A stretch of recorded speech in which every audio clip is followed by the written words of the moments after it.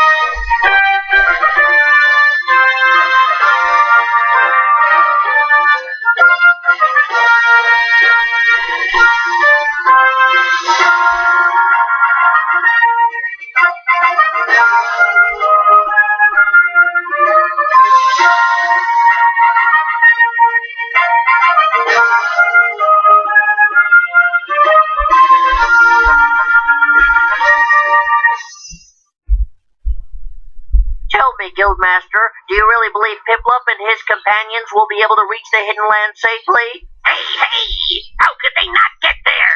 Have you forgotten Chimchar's got possession of the relic fragment? Right! I hear the relic fragment's the only thing Dialga, protector of Temporal Tower, recognizes as permission to pass through! In other words, Chimchar and Piplup were in fact chosen by that relic fragment then. Correct, Guildmaster. That's the coolest thing, yup. But considering those two guys, don't you think they're probably just taking a nap on Labras's back right about this time? Don't you, Guildmaster? Guildmaster? They're not the only ones asleep. Huh?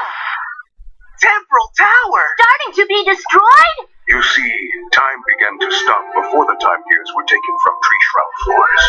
That temporal tower on the hidden land has started to be destroyed is the proof of that. Which means Dialga's begun changing into Primal Dialga. Wait! So, you're saying if we don't insert the time gears into the tower as soon as we can, that means time will stop! But Dialga's not going to make putting the time gears in easy for you two. Dialga will come at you as hard as he can to try and stop you. So what should we do? You'll have to knock Dialga out. You're kidding! knock out Dialga!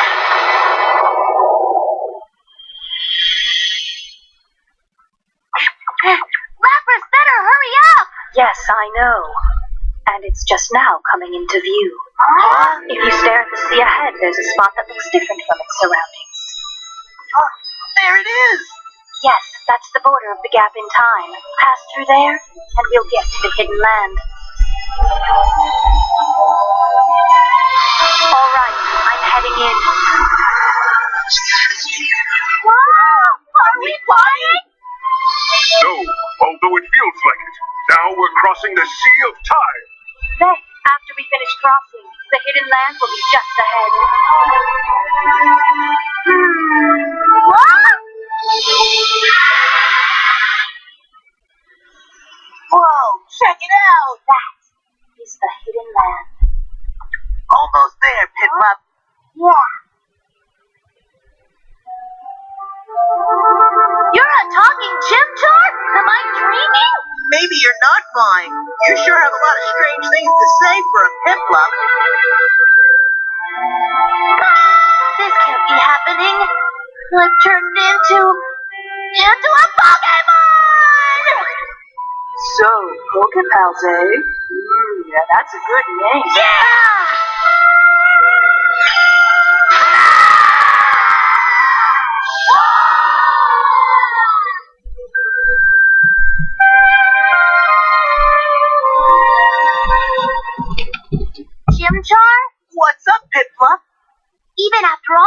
time and all the things we've done, I still don't remember anything about when I was a human in the future. But at the same time, I think I've got it figured out as to why I'm here now.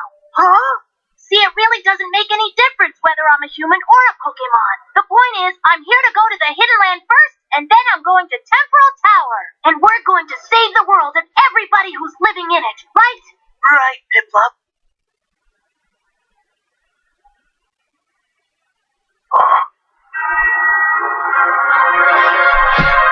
Temporal Tower. That's it? Whoa, amazing! We're near the edge of the Sea of Time. This is as far as I can take you. But Temporal Tower is floating in space! So how are we supposed to get up there? Use that path, and you will come across a temple in the old ruins. There you'll find the Rainbow Stone Ship.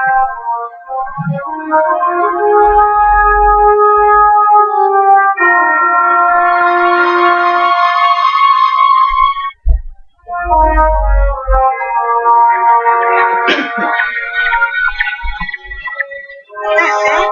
It's the temple ruins, all right. So, come on!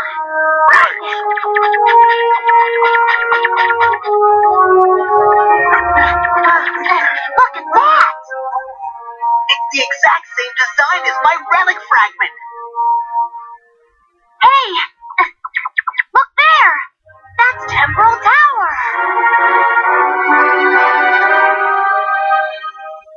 Huh? What's that? What's what, Piplup? There's a bunch of letters or something inscribed on this. Those are letters that come from the ancient language of the unknown. Wow, Grovile, can you read them? Yes, I can, thanks to all the research I did when I was working in the future. Piplup and I. Huh? Yeah, that's right. But I can't remember. Sorry. Grovile, hurry up and read it! Now, don't rush me.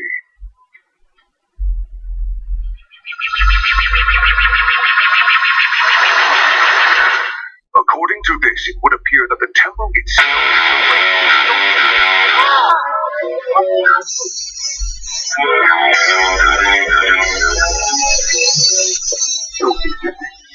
Jimka, I want you to put your relic fragment right here. It is inscribed on the stone by doing the jump back and cause the Rainbow Stone Ship to start up and then bring us over to Temporal Tower.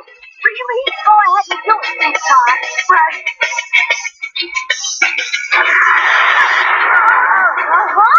Alright, welcome to the Young Turks. I'm your host, Jake Huger. As usual, we have a jam-packed show for you guys. A little bit later in the program, President Obama is attacked by Donald Trump with yet another outrageous lie. We'll show that to you. We'll prove to you how it's a lie. And then Donald Trump's also going after Obamacare, and they're bragging about how they're going to blow it up. I've got that later for you. And they've got another target, the poor. Now they always say, oh, no, tax cuts for you guys. Nonsense. They're targeting the working poor and trying to increase their taxes. And then in the second hour, an amazing story about the American drug cartels. Don't miss that. So, of course, if you're a member of the show, So I figured I'd skip or the network, you get the whole 2-hour show, plus all the network shows, commercial free. TYTnetwork.com/join to become a member. Let's get started. Okay. This is one of my favorite stories. This is so great. Donald Trump talking about his vice president, Mike Pence. First, he's going to start out perfectly normal. Not normal for any other president. It would be maniacal for any other president, but normal for Donald Trump. This is, now I'm quoting HuffPost, but Vanity Fair did the original piece, and it's amazing. A longtime associate of Trump and Pence was quoted in the article, the Vanity Fair article, saying that the president likes to let his VP know who's boss. Okay, I'm sorry, just said Vanity Fair, I meant the New Yorker. New Yorker did a great job with this. So, We have to believe in our typical friends. Donald Trump, Joe, I'm going to let you know who's boss, okay? You see, you're the president, he's the vice president. It's already exceedingly clear who the boss is. But your paper-thin ego can't handle anything, so you've got to put other people down. He's such a small man. Okay, now that's very normal for Trump, so we're moving past that. The great part of this story is how he treats Mike Pence's religiosity. So, he makes fun of it.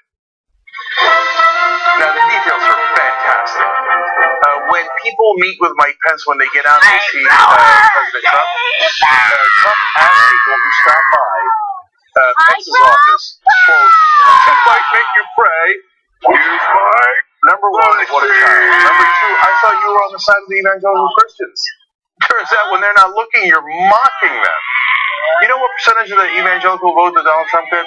Did he get 55%? Well, that'd be a solid number. 60%. Whoa, that would be a gigantic number. 65, 70, 75. No. He got 81% of the white evangelical vote in this country. 81%. And behind your back, he laughs at you. I've got more details of what he says to the past, which are devastating. But first, I want to remind you what Donald Trump sounds like when he's talking about religion. Now, this is a compilation put together by our legendary senior producer, J.R. Jackson. But in the beginning, he'll screw up Corinthians. In the middle, he'll go, "Isn't that what you guys like?" When Arthur describes it, he has no idea. So let's watch. We are praying for you, and we are here for you. And I'm a believer, big league, in God, in the Bible. Ronnie and I are praying for every American.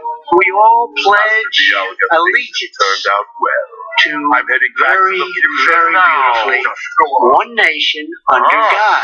I hear this is a major theme right here, but 2 Corinthians, right? 2 Corinthians 3:17, that's the whole ballgame. And we pray for the day when evil is banished. Where the Spirit of the Lord, right? Where the Spirit of the Lord is, there is liberty. And here there is Liberty College, but Liberty University, but Scripture teaches us the Lord is close. Is that the one? Is that the one you like? I think that's the one you like, because I loved it. God bless America. Is that the one you like? This is the guy pretending to be almighty and righteous, etc. 2 Corinthians. 2 Corinthians. Is that the one you guys like? Remember, if we give up, then the He world, wouldn't know a church if it hit him upside the head. Okay, so now to prove his point. Now, is there an issue more important to evangelical Christians than Roe versus Wade? Now, I would admit that when talking about Roe versus Wade, apparently, when I'm through playing finds out that if it is overturned, the states would then have the choice of making it legal or illegal, and a lot of the blue states would make it legal anyway. So he turns to Mike Pence and says, "You see, you wasted all this time and energy on it, and it's not going to end abortion anyway." Oh, that's So let's review how the different ways that that's devastating. Number one, he had no idea what Roe versus Wade did. If we don't do this right, of course, if they get rid of Roe versus Wade, then we go to the states. This is it. Again, if you're a plumber and you don't know that, that's fine. If you're the president and you ran a whole campaign, oh man, I'm being evangelical, I'm gonna look out for you. Roe versus Wade is so bad. No, Roe versus Wade said it was a constitutional issue. The states could not make laws around abortion because there was a constitutional right to privacy. So now, but Trump doesn't know that at all. And he's like, "Oh, did you know? Did you guys know that? It turns out it would go back to the states and they would get to decide." And then he mocks us like, "Back to waste all your time on an idiot religious person, moron." We're going to keep abortion anyway. Wait, which side were you on, Donald Trump? He has no ideology. He has no principles. Evangelicals, you think he cares about what you believe? He has no idea what you believe, doesn't care. All he cares about is the real almighty in his mind, which is Donald J. Trump. One last one. When talking about gay rights, now a lot of God-fearing evangelical Christians who I completely and utterly disagree with in this country think, well, look, man, if you don't let us have different rules for gay Americans, you're discriminating against me, right? So I have to serve anyone who comes into my store, if they're black or white. This is a well-established principle. I don't want to serve some gays. I don't want to make them my cake. I don't want to do anything with them. And there's other different ways. I don't want to give them a marriage license. I want to be able to discriminate. And so you think Donald Trump's on your side on that, right? Now, privately, when talking about gay rights, he pointed to Pence and said, "Don't ask that guy. He wants to hang them all." So his perception of evangelical Christians, and as represented by his own vice president, is you guys hate gays and you want to hang them all. You see, as long as time keeps passing, then the Pokemon will be able to live peacefully. this is the guy you voted for. I didn't vote for him, and I don't agree with any of those positions. I think that abortion should be illegal. I think that gay rights should be legal. But apparently, so I'm thrilled with Donald Trump's apparently secret views on this. Although he might pander to you anyway, and it might not affect it. It's not like I'm going to rest easy thinking, oh, don't worry, Donald Trump will do the right thing. But if you're an evangelical Christian, are you resting easy? Behind your back, he mocks you. Thinks you're a joke. He thinks you want to hang all gay people. And he's amused to find out that even if you got rid of Roe versus Wade, you wouldn't end abortion anyway. He thinks that's funny. To stake our lives on this. If you think that's funny, great. All right, then that means the evangelical Christians also never meant any of it. It had nothing. If you continue to support this guy, knowing what you know now, that means you never cared about abortion. You didn't even care about gay rights. And there's some good news to that, if you're a progressive like myself. But apparently, all you cared about was, who do you hate? If you hate the same guy as me, I'm on board. The things we were talking about. We're just kidding, man. Abortion, who cares? Who gives a damn? I'm with Trump, man. Fat idiots thought you'd stop abortion. Who cares? Who do you hate, Donald Trump? I hate the same guy. Let's vote together. Nothing. Okay, so that's what it was about, apparently. What are you guys doing? Okay. We're on our way! Now, let's go to other scandals and investigations. Okay. Now you've got chimchar. We're about to do a great story on Larry Flint. But we made that graphic anyway. That's Larry Flint in there. I hate to compare him to Dog the Bounty Hunter. But he's put a bounty on information about Donald Trump, and that I love. Larry Flint's an American hero. He fought for freedom of speech, freedom of the press, and he's done some great service before in going after hypocritical politicians. I'll tell you about that in a second. Now he's going after Donald Trump. So he's put out a $10 million bounty for information leading to the impeachment and removal from office of Donald J. Trump. So he put out a tip line, both on the phone and online. So 1-800-251-2714 if you know any information that could lead to the impeachment of Donald Trump. And he's like, look, his billionaire friends probably won't do it. By the way, the email is hustlertipline@lfb.com. Are you alright? He said his billionaire crony capitalist friends probably won't do it. But there's got to be somebody in Trump's universe who could use $10 million. They have no principles or conscience anyway. And they went and circled their wagons around Donald Trump. They're not people with deep degree of principle. They're in it for the money. In fact, Flint says impeachment would be a messy, contentious affair, but the alternative, 3 more years of destabilizing dysfunction, is worse. And he said, I am confident that there are many people in the know for whom $10 million is a lot of money. Make no mistake, I fully intend to pay this entire sum. And he's not kidding, and he's a man of his word. So if you're one of those moralists, Hustler magazine that has dirty pictures of people doing really fun things. Well, okay, then go away, piss off, and enjoy your moralism and judgment of other people in the corner. But Larry Flint isn't having any of that. He's actually putting his money where his mouth is, saying this guy's a danger to the world, and I'm going to do my best to get him out. He has done this before, and it has worked before. So first, he offered $1 million bounty to about Mitt Romney's unreleased tax returns at the time, or any details of his offshore assets, bank accounts, and business partnerships.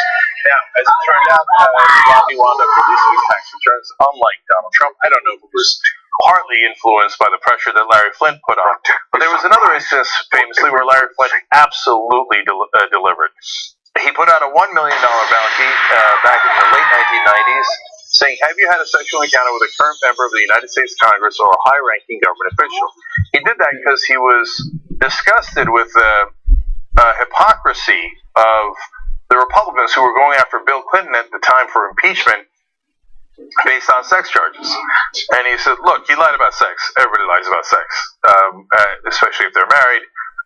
And you could agree or disagree with him, but he said, these moral hypocrites that are prosecuting him and pretending to be for family values, he said, I can't wait to bust them. And he did. Newt Gingrich, who, by the way, was also having an affair at the same time as he was trying to prosecute Bill Clinton, was stepping down. So the next Speaker of the House was going to be Bob Livingston, Republican from Louisiana. and Larry Flint got him. He got information about his affairs, and he was going to publish it. Bob Livingston preempted it by immediately resigning. So Bob Livingston and Newt Gingrich were giant hypocrites. Livingston at least had the decency to go crawl into a cave and not bother us anymore. His wife eventually begged Larry Flint not to put out the actual information, and he did not put out the CD details because he's a decent guy. The whole point was to show you their hypocrisy, and it was mission accomplished, and he did pay the amount.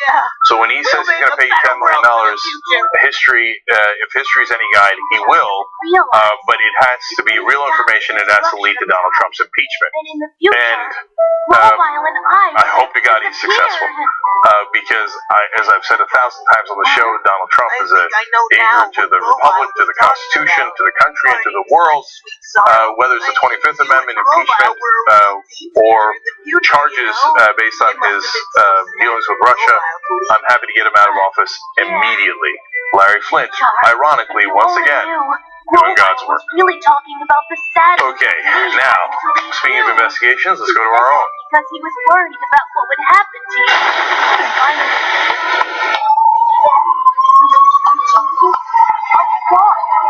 Then I won't be able to be with you. Or to go on adventures with you. All right, TYT Investigates is doing a series on the Trump tax cuts. They like to call it tax reform. We're going to talk about a part of that right now. And we have some former George W. Bush officials on the record that talked to TYT, and we wrote to quote those for you guys to give you context on whether tax cuts actually lead to jobs, as Trump administration claims. First of all, this story goes back to 2004, because this is the last time they were thinking of doing what they call a tax holiday or tax repatriation. So the reason for this is that a lot of the major companies, they call themselves corporate America, but they are not. They're multinational corporations. They're owned and run by people from all over the world. They have no allegiance to America whatsoever. They make a lot of money abroad, nothing wrong with that. They're supposed to bring the money back into the country, and they won't, because if they do, they have to pay a normal tax rate, which is 35% of this country. In reality, nobody actually pays 35%. The effective tax rate for corporations in America is 22% because of all the loopholes. So they always say, oh my God, it's the highest in the world. Not true. They, in reality, pay only 22%, but they don't even want to pay that. They didn't want to pay it under Bush. They don't want to pay it under Trump. And luckily, they bought Congress and usually the president, so they usually get their way.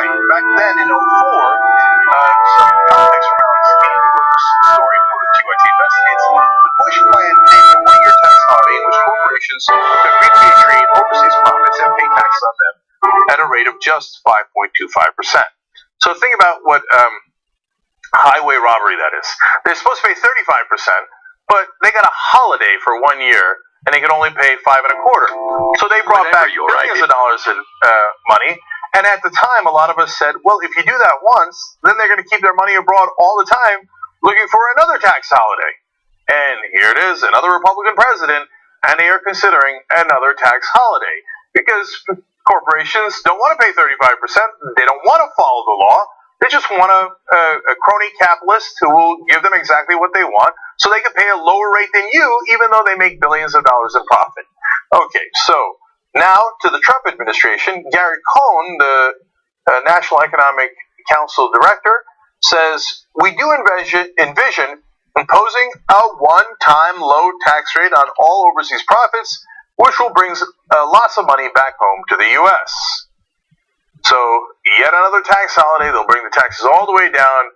Corporations won't pay their fair share of taxes. They'll move that tax burden onto the middle class. That's you guys. They'll screw you over one more time, but they'll say they're doing it in service of jobs. In fact, right now, the administration says that reducing the corporate tax rate on overseas cash will boost domestic investment and create jobs. So, hence this investigation. Well, the last time they did a tax holiday in 2004, they did actually create jobs. In fact, that bill was called American Jobs Creation Act. Now, in the bill, they had nothing about jobs. Did you know, out of 2,100 colleges and multinational corporations, Liberty's online programs are ranked in the top 10 for quality, but did they actually create the jobs? And accessibility? We've always been working hard to provide you with the best education possible. But actually reported to Congress with us today. We're doing marketing on TV about how it's going to create jobs, and we called it the American Jobs Creation Act. But in reality, there's a quote from Bush Bush's Treasury Secretary. He said he has concerns regarding the fairness of the repatriation provision. Texas, U.S. companies that do not have foreign operations and have already paid their full and fair share of tax will not be able to benefit from this provision. She's a fine member of the Moreover, Gulf the Council of Cornets here Economic on the Twitter machine all the time. On the that the Straight Shooting repatriation Series provision Volume 2 would DVD, you told not Bobby the Brain he knew about a raccoon any invading your house. substantial Can you economic please share the raccoon story with the listeners? So they knew all along that they were lying. Okay, They knew that they were never going to create any benefits. we had just moved into for the economy. It was just Cornet benefits after for the multinational renovations. This was corporations. some And 12 by years the way, ago or so. not for American companies. And Even their own Stacey Treasury was Secretary in admitted, California if you're visiting just an American her company within family America, at the time. I was here that by myself. bill And would not help you 1%. I'm in the bedroom. I'm It's watching only for TV, and I multinational hear companies this. that wanted to bring their cash Right? back into the U.S. Somewhere. and didn't want to I'm pay thinking, what? their fair share It of wasn't tax. like somebody was knocking on Now, the door. It he was went just to a the investigations continuous. caught up with Harvey Rosen. He's the former Council of Economics And I look chair out the window for at the the Bush back administration. door, and there's nobody So there. And I he was turn part of the on process all that the led to that outside lights, and I repatriation look around the house. Well, Everything's here's locked his up. It's quote. 2 o'clock in the morning or whatever He told time it is on CYT when the Sunday. tax repatriation And, holiday was being discussed within the Lay White back down House. watching TV. The big and issue was whether it would induce businesses to invest more and hire I more walk workers. around again. I'm In thinking, what various the meetings, fuck? the Council of I Economic cannot find Advisors anything out of place or anything wrong. against this view. So they a while knew later, I it's get not up to gonna walk create from jobs. the bedroom through That's my great hallway into propaganda, the that's bathroom. great marketing, And when you look but to it the isn't right actually in the gonna bring you hallway, any you look jobs. down into the kitchen. Only the benefits are going to go to the And executives. as I walk through the hallway and I have to cash glance to the buybacks, right, I to be see fair, the helps biggest the shareholders, fucking but raccoon doesn't do what it says it's that going I've to do. ever seen in my life So more from Harvey in Rosen my here. kitchen.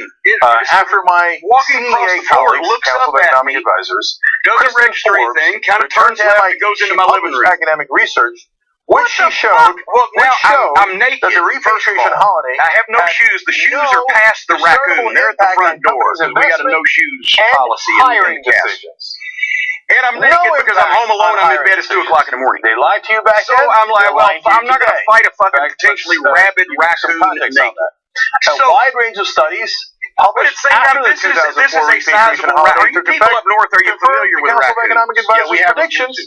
that the Okay, measure well, this would is a not help the sizable U.S. raccoon. economy. It's the size Those of studies a concluded medium-sized the tax dog. It holiday looked like to me. did I don't not know. It boost was a investment or domestic 25, 30 employment, pounder. It had and to be. found that many companies I mean, it was jobs enormous. instead. And I'm thinking, what the? So I go back in the bedroom and I close They never the door, and I'm thinking now, there was nothing in the bill that I'm says, not gonna okay, if you take- get this I tax do break, have a then weapon, you must even though hire I am another very worker. pro-gun There was control. one I have a provision in there about how small, it shouldn't go non-automatic into things like handgun that I've had for 30 which the years that I do corporation use laughed in and my home laughed for at. protection. I've actually Yeah, never right. used it because I've never needed How it, in but the it's world there. would you know if the And I'm not increase against in those executive pay is small, because of the tax cut, one or bullet because of at a some time, other issue 6 that I bullet made type up. firearms. Guess what? But I am They against, never enforce that in my provision. brand new, recently On the renovated record, there's home, not one instance of the chasing US after a government saying, goddamn hey, wait a raccoon minute, in my did the living room and executives trying to actually pick it take off, this cash right? I've take it never home? fired the fucking They never gun to bothered begin to with. I enforce it fired because it they once never 30 meant years ago when I But got it to make sure it that works, was and a nice that's it. little So I window think the gun is out. They didn't even bother I don't to put know that any I want to take enforcement a bat in. Will you after guys the actually raccoon create jobs in in my America? brand new renovated house, especially corporations since got in the all the living money, room, got that's the where the biggest majority of tax the break in the antiques in the world. house are. And then turn around and said, What well, do I'm I still do? making more money outsourcing I know. the jobs. I'll call So you guys here in 911. America, you're fired. The I'll call government's a bunch of 911.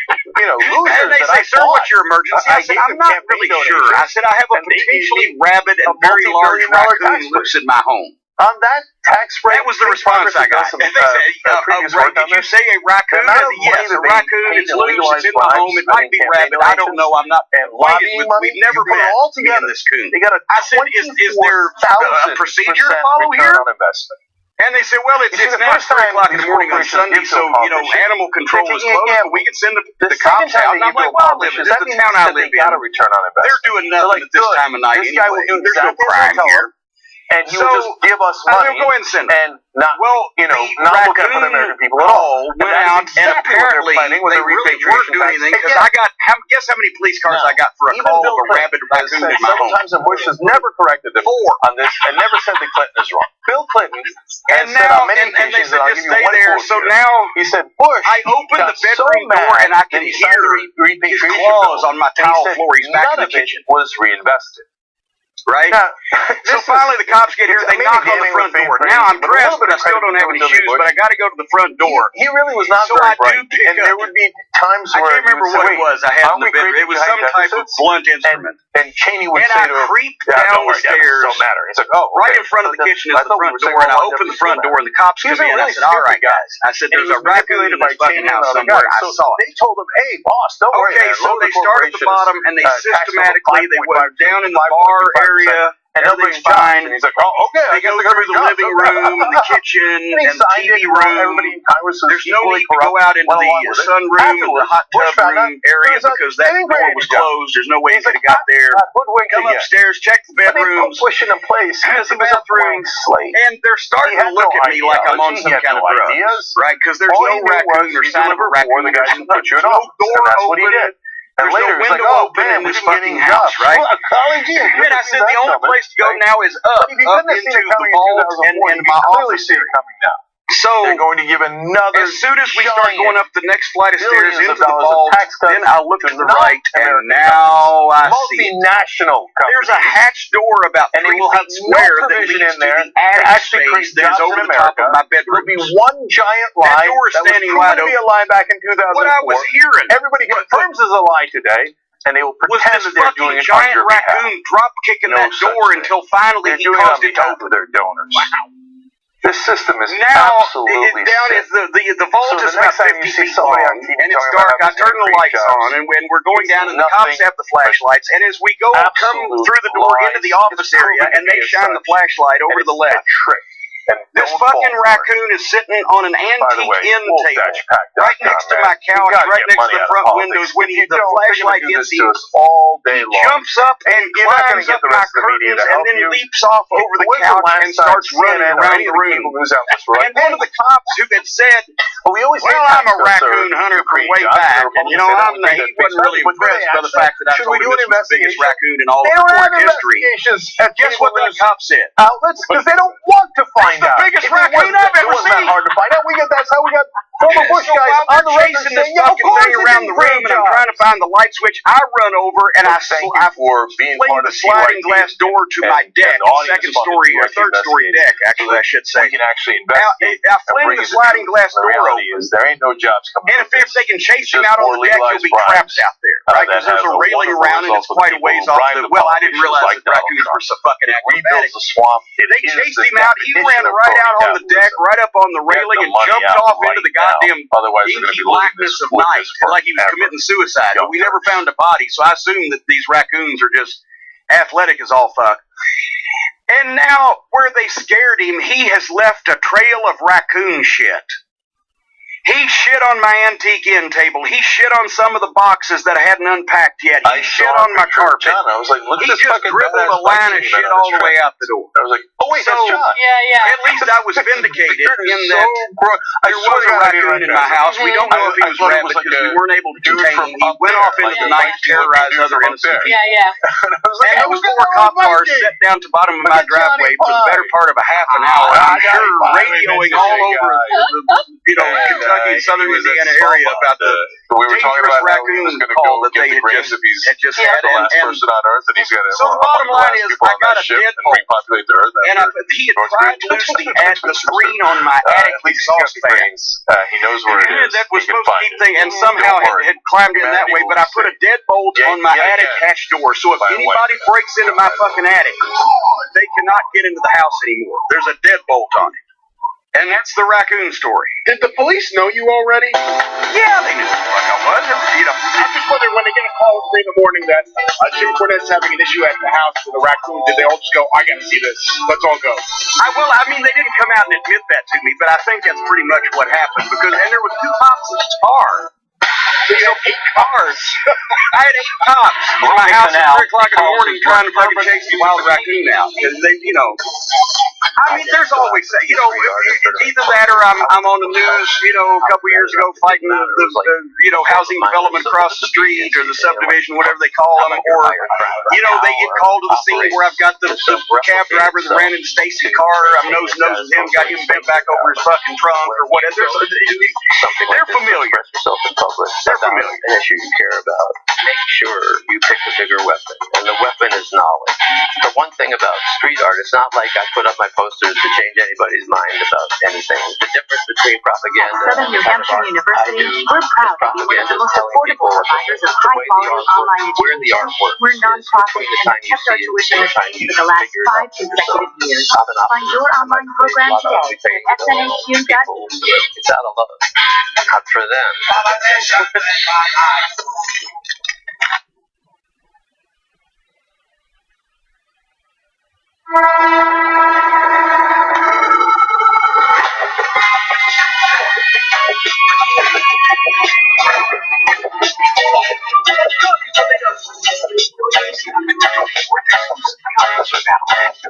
I had heard that the food court in this place, because the Cobo is a giant convention center now. It's not like the old arena. The arena was refitted for other things, but it's a giant convention center complex. It's a huge convention room. You go out on this concourse, several levels. There's a food court.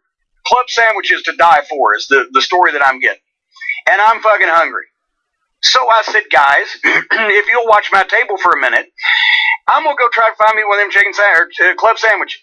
So as I go out through the front door, the same door guards had been there all day. And you know, one of them was a fan especially, so we've been joking back and forth. And I turn to the right, and I'm going to go until I see the signs for the food court, right? Anyway, I go about 20 fucking feet, and here comes Santino Marella. And obviously I know what he looks like, right? But as he comes up, he's got his hand stuck out to shake my hand, and he's got, maybe what passes for a smile on his face. I don't know. And at that point, I'm like, what? I have no interest in shaking this guy's hand. Because it's not like I made a secret of what I thought of him. And I don't know why he'd want to shake my hand, because it's not like I make a secret of what I thought of him. I thought we could be professional in the public place. Maybe he's going to apologize to me. I don't have any idea, but I'd rather just not, because you know how I get when people start ticking me off. But I didn't want to be the headline. I figured, the horrible headlines. Jim Cornette snubs Santino Marella's offer of a handshake. I'll look like the heel. So I shake his hand. And he introduces himself. By the way, he introduced himself under his real name. What is it, Adam Carolla? Whatever. Anthony Corelli. But he says, Anthony, I said, I know who you are, Santino. I said, and here's exactly what I said. And I was not cussing him, and I was not actually talking pretty much any other way than I am right now. It was not a loud conversation. The Mad Lib I said, Trump, I said, Santino, I've gone back and forth on you. Because in a way you did me a favor, because you were the straw broke the camel's back that got me away from the WWF before I had a stroke or a heart attack and died. And Vance says, I still feel I that would Trump not have done it myself because I didn't want to leave Danny Davis, my best friend and business partner, hanging in that situation. But I was miserable. So you did me a favor. Completely that he's too incompetent. You didn't mean to do me a favor. You were a jabroni in the beginner's class, calling the office to get heat on me, stooging to get a spot. So you didn't mean to do me a favor, so I can't give you credit for it. Because his ego. So we don't have anything to talk about. If you think Trump I shook your hand, we're done. You don't know him at all. To go. He will. He has no. And he said, but care at all about anyone else's life. Does he really have that accent? Not 1%. I don't know. He's Canadian, and he has no concept of. I don't know. He sounded like he's been rooted for Nard or something. I don't know. You cocksucker. There's the Unity Reform But he said, but I'd only been there 3 weeks. He stops me. I'm like, if you've been watching wrestling 3 weeks, you knew what the fuck's going on. He knew what the fuck's going on. He's a smuggling prick. So, for example, a lot of people were mad about Superdome. So, this commission's job is to reform he's burying the lead here. I've just explained to him should, for example, get rid that of he stooged on me to the office and got me fired from a very highly paid job, and so therefore I have nothing to speak to him about. Good day. And he's going to relitigate the goddamn boogeyman thing because he can run and you might think that's not what year was it? But you would be wrong. Whether Democratic he wants to make sure that he knows that I know that it's not his fault that he didn't run from the boogeyman. This is the most important thing to him right now. Well, lucky for you guys, you can actually watch them deliberate on this. If you watch wrestling, one, if you're in Vegas or anywhere near Vegas, so here's the thing. Commission meets, and this is their last meeting before they're going to vote on it. On me, it's going to be you got a job hotel in Vegas, being a joke and the meeting is 1 to 5:30 p.m. Pacific. But I want you to get there at 12:30. If you can, mingle with the folks. Be very, very polite. And what was it he said? He said something else, but then he said, and I'll never forget these words. Reform is Brian, as long as I live, that we get unity if there is person reform. Who claims to be a professional wrestler, even in this day and age, would say this to somebody else in the business. Well, then it was he not said, interesting at all, and in fact, it was just to cover up. Give me a role to play. That would be deeply disappointing. Make sure your voice is heard before they vote. He didn't say. I don't want to look at it in hindsight and go, "Oh my God, we could have done this." Wanted me to act like about it on Wednesday. He's a employer. Give me a role to play. You sound like you're You're gonna go. Right? I'm not sure how much space they have. So I'm gonna show you a link. On the fucking surface of the whole thing, and I'm starting to get mad for RSVP. He's put me in a position of being Jim the Bad Jim.org, and then you see Las Vegas DNC Media.com. That I'm looking at this fucking guy, right? And I'm trying to walk away from it. Don't worry about it. You don't have to memorize that. You don't have to write it down. There will be a link in the description box. When he click on it, make sure you RSVP so that you could be in the room. That's the great thing about this is public. Okay? Now, if you're not anywhere near Vegas, don't worry. We're sending our crews there. The point is, I said I never respected you. John Idaho's going to be there. I said you were Joe. going to be there, and they're going to interview some of the members of the commission. But they'll also be streaming it. As soon as I said the last time. YouTube.com/TYT. I start to go, and he gets up in my face, nose to nose, and says, well, we can settle this right here. We will be streaming it for you guys. So and if you want now to I realize this fucking guy and see how the sausage is made. He's still trying to get me to hit him first. Incredibly important. He could have ignored me. Voting time. Or he could have come up and shook my hand, and when I said, okay, I shook your hand, we don't have anything to talk about, he could let me walk away from it. And by the way, could let me walk away from it the next time when I told him a little bit more about what I thought about it. Because what am I supposed to say? Am I supposed to say something different to his face that I have said it publicly when he wasn't around? Or did he think that's what I was going to do? Because I didn't do that. To the number 22, apparently, the guy's goddamn video that I didn't know somebody was shooting on that particular event when I was in his face calling him a joke and a fucking job guy. And watch it here on the whatever the fuck I was saying at that fucking point in time when he wouldn't let me fucking walk away from it. Healthcare. So when he gets in my face, is we can settle this right here. No, before healthcare, I realize you're right. Let's go to the blame game. He ain't gonna fucking he ain't gonna hit me, but he wants me to hit him so that Mr. Jiu-Jitsu Jackoff can fucking stretch me with all of my bad body parts, and maybe allegedly. Donald Trump's and I'll admit, yes, he can beat me up. Blaming other people. But you know, here's the fucking thing about it, Brian. They tried to do a rare moment of unity between Donald Trump and the Republican senators. The goddamn James Bond villain thing where he just puts two fingers on the back of my neck and his thumb on my chin and snap, and I drop my dirty clothes. He wasn't going to fucking murder me right there before somebody did anything about it. And I've had people bigger than him hit me harder than he probably can. Senate Majority Leader was he didn't have who has been a friend of mine for a long time. We've been friends for a long time. We are probably now, despite what we read, we're probably now, I think, at least as far as I'm concerned, closer than ever before. The relationship is very good. We're fighting for. But yet he's going to try to fucking get in my way so that he knows that eventually I will snap. I want to underscore what the president said. So he can either beat me up or sue me or whatever. But one way or the other, when he said we sell this right here and fucking chest bumped me out of walking past him, I realized I'm not going to go to jail in Detroit on the weekends because that is the one thing that I'm scared of. Longest time, man. So if we're out in the goddamn concourse, and I even tried to tell him, I said, we ain't got to settle this shit, motherfucker. I said, there's witnesses around here. We're here to work, right? When I try to walk past him. And he won't, so all right. Trump, when asked about in this concourse, there was the people guarding the door down the way, and they couldn't necessarily see us. I don't even know from there. Maybe they could. And there's some people walking by, but there's 3 different events. There's some kind of video game goddamn thing in town. So all these people didn't know who we were necessarily. So they weren't watching real fucking close. And I want to make sure if somebody was going to hit somebody first, if somebody's going to jail, it wasn't going to be me. So I turned to the people, hey, witnesses! Big revelation. Well, we know you're not going to blame yourself. This guy's trying to start a fight with me. He won't let me walk off from him. But once we had some people paying attention, I said, now, motherfucker, I ain't got a goddamn thing to say to you. I ain't going to hit you first because I ain't going to jail. So just let me fucking go. By then, here comes some people. And get the first one on the scene. Don't blame me, man. Is goddamn. The guy that I just told you about, I shouldn't say goddamn. I'm sure she was a nice woman, but the security, it was a female security guard who was 5'1".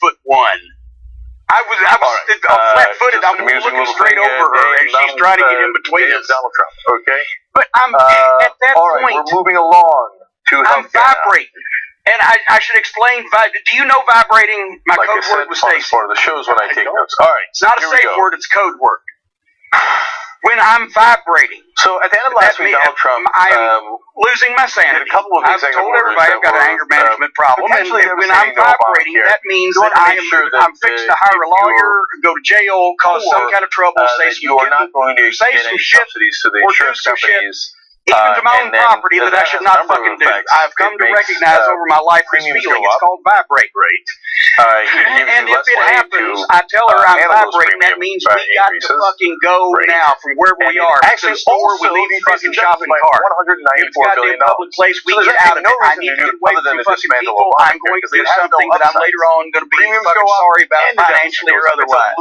I'm not controlling myself. And I'm fucking vibrating this motherfucker. That's why he's doing it. Because now I'm sitting, everybody was having a good time, but now because this little sawed-off fucking prick, it's a step who was a goddamn joke and an embarrassment to my profession, had to make me tell him to his face that he was a joke and an embarrassment to my profession.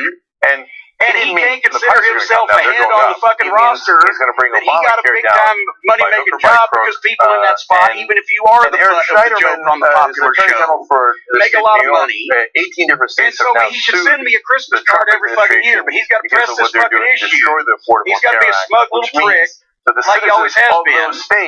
And so now I'm done with the whole goddamn thing. But now, by this time, since I'm screaming, fuck you, you little fucking prick, he's fucking screaming at me, more people have arrived quickly.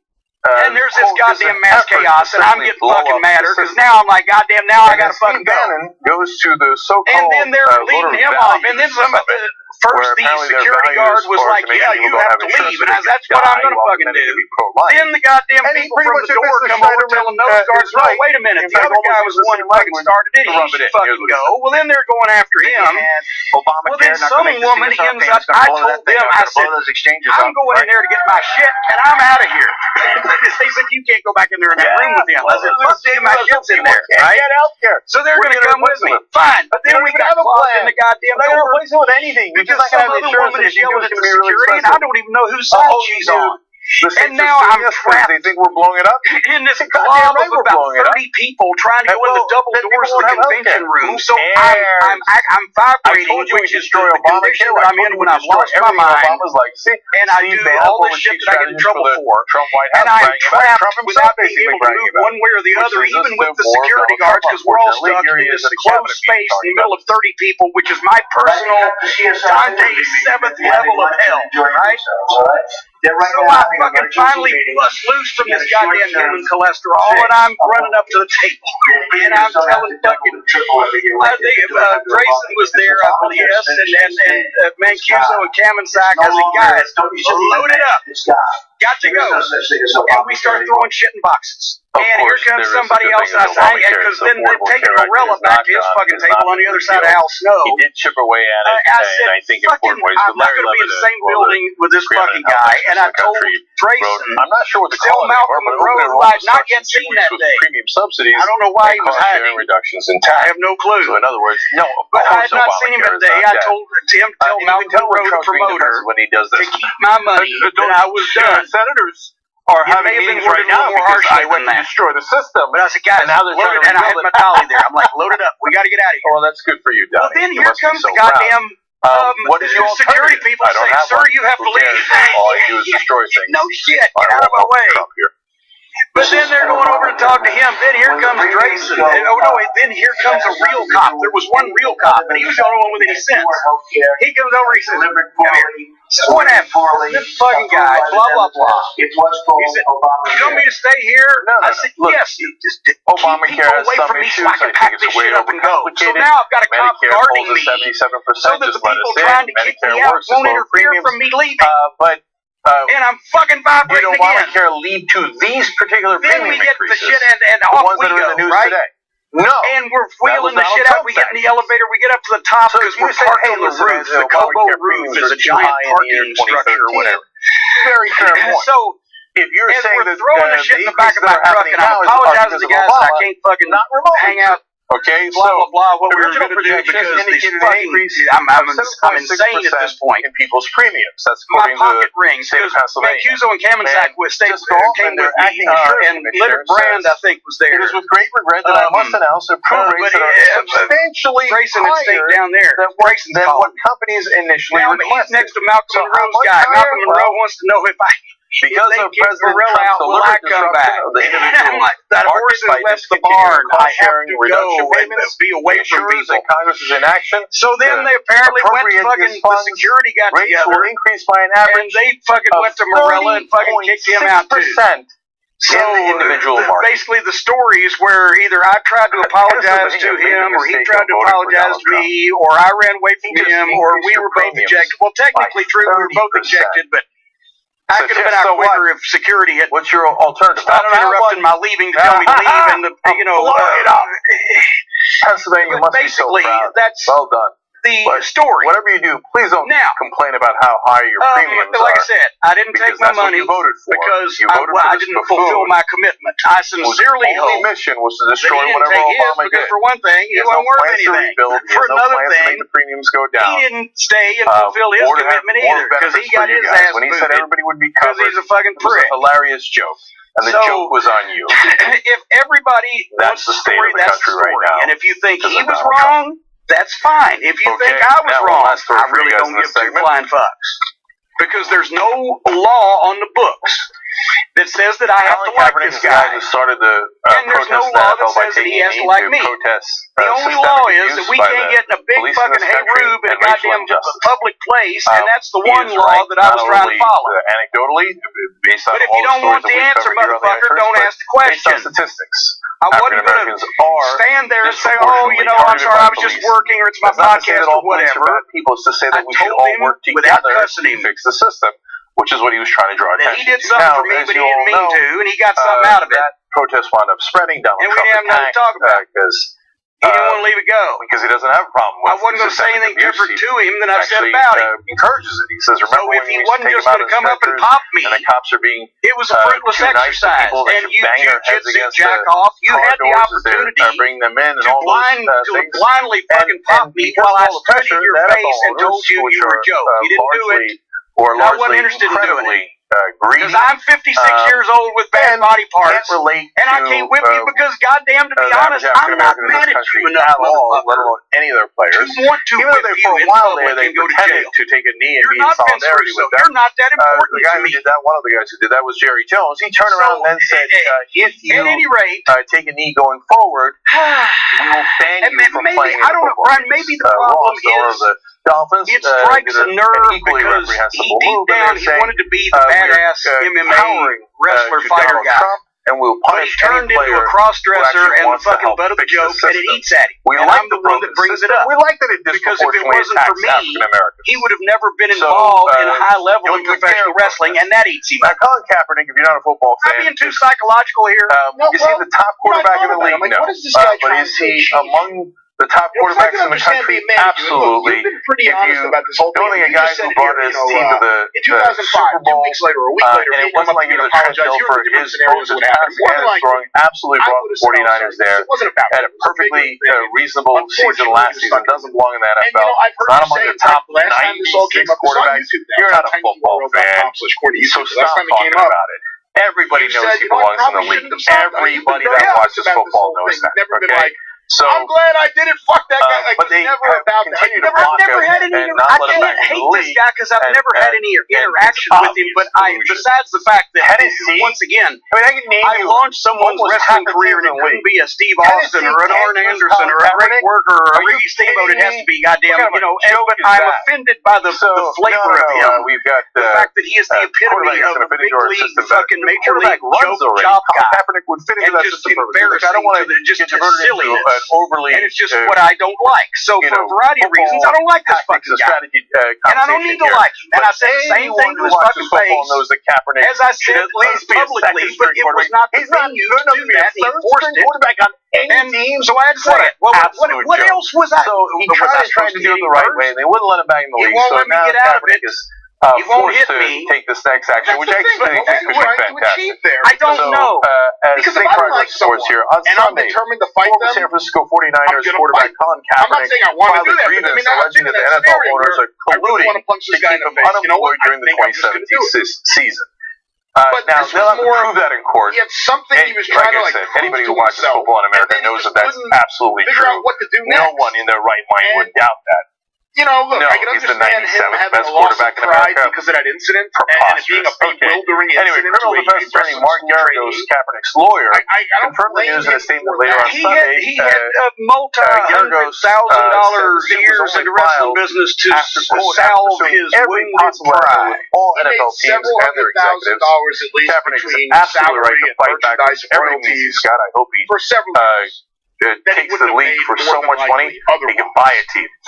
Anyway, this lawsuit could literally be a game changer, as Leslie Gibbs explains, not just for Kaepernick, but for the labor rights of all NFL players. He's hoping to trigger termination of the current collective bargaining agreement, which was signed in 2011 and is set to expire in 2021, by proving that the NFL at large conspired to keep him out of the league. So let's talk about the consequences of that. If Kaepernick is successful in his suit, it would force NFL owners to back to the table in 2018, and that's of course 3 years earlier than they were planning, and give the NFL players a more powerful bargaining position than they've had. Periphery is a good word. Right.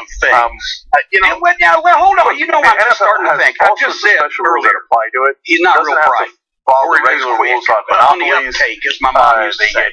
Billions of dollars in tax breaks and all their different cities that they're in, and he was just going to come and he was going to change my mind with whatever he had to say about my thoughts on him, and we were going to leave pals and abuse their power if he had gone right in front of everyone. Look, Jim, I've heard what you said about me, and I know you've heard what I've said about you. I didn't give him a chance to talk. Of course you should. I will admit that. I said Santino. I've gone back and forth on you. They're the ones out there that was my statement. Brain damage to provide this entertainment for everyone, and to make billions of dollars for the owners.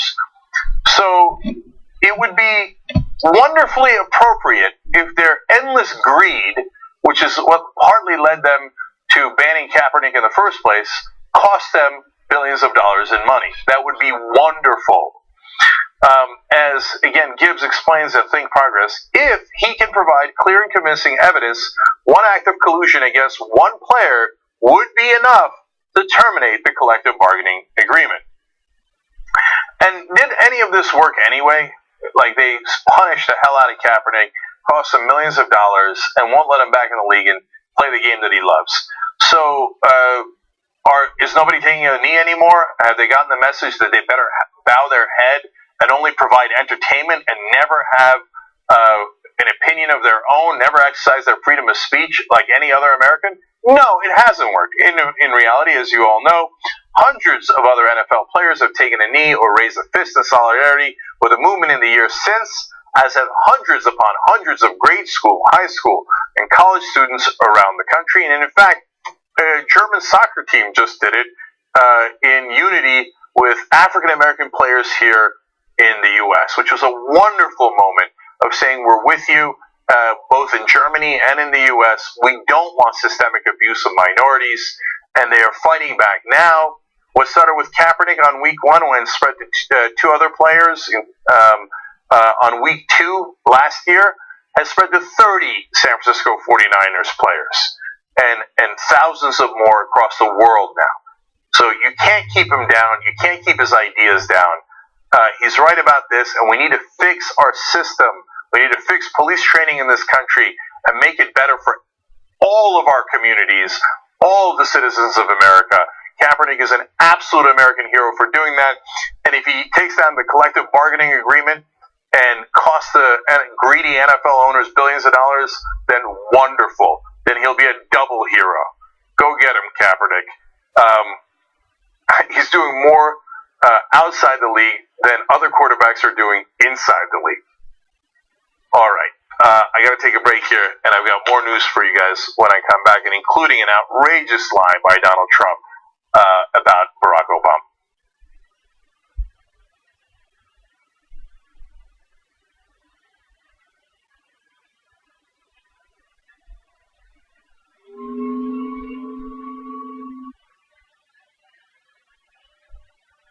All right, post-game here in Studio B. It's a green screen magic of internet television. A lot of condom breaking stories. Any conversation that starts with marriage is an interesting thing deserves a little bit.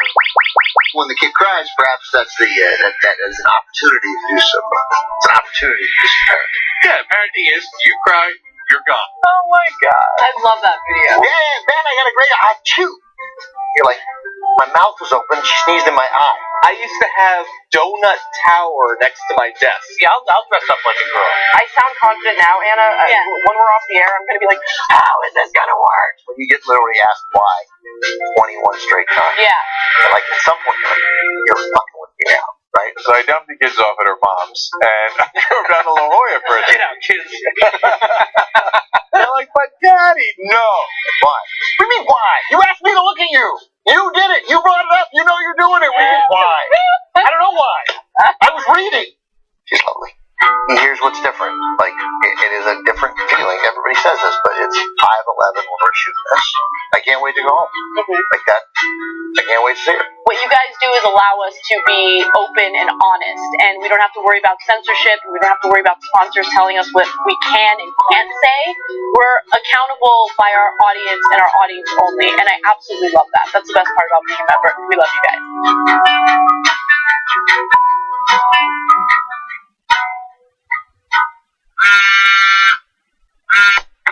Hey, Jen, what's up? Aaron, my VCR keeps flashing 12, but it's not even midnight. Go.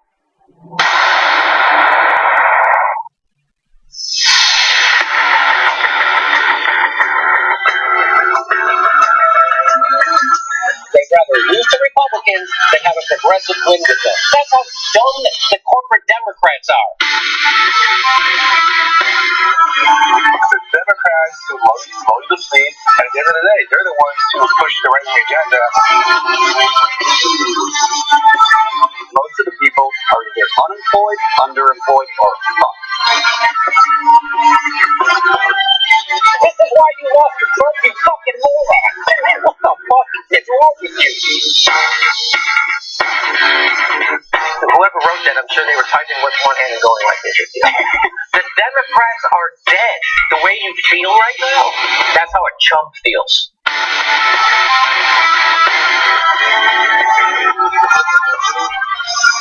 Do not freak out.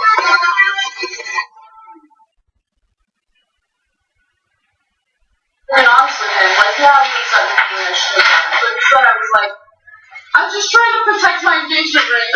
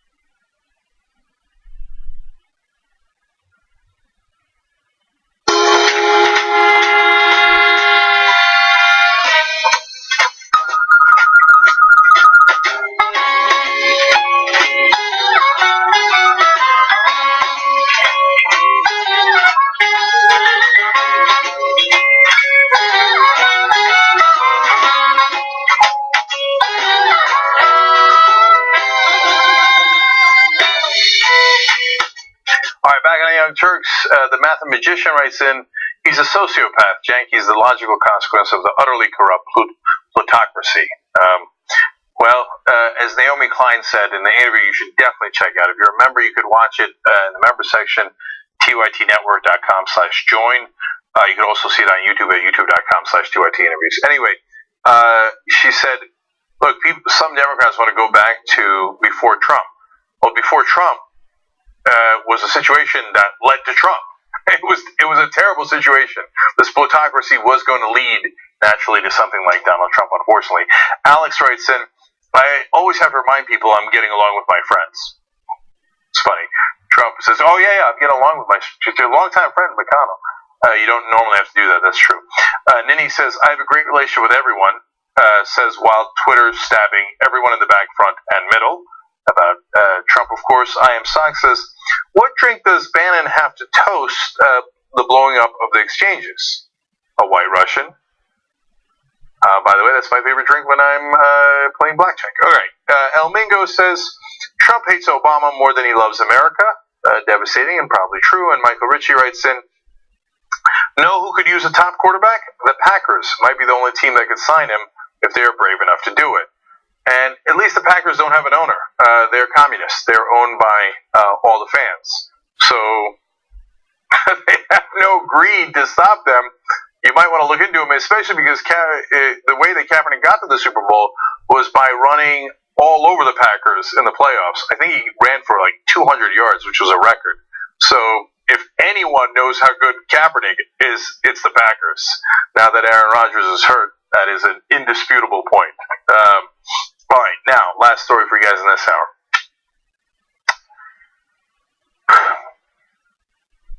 Recently, ISIS did a raid on some of our Green Berets in the country of Niger in Africa, and it turned out disastrously, unfortunately, for our guys. 4 U.S. soldiers were killed. Donald Trump, in a press conference today, was asked about that. Let's show you his answer.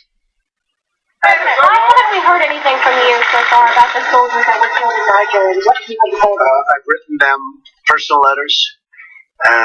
They've been sent or they're going out tonight, but they were written during the weekend. I will, at some point during the period of time, call the parents and the families, because I have done that traditionally. I have written them or am about to write them. They might go out tonight. In other words, you didn't write them. They might go out tonight.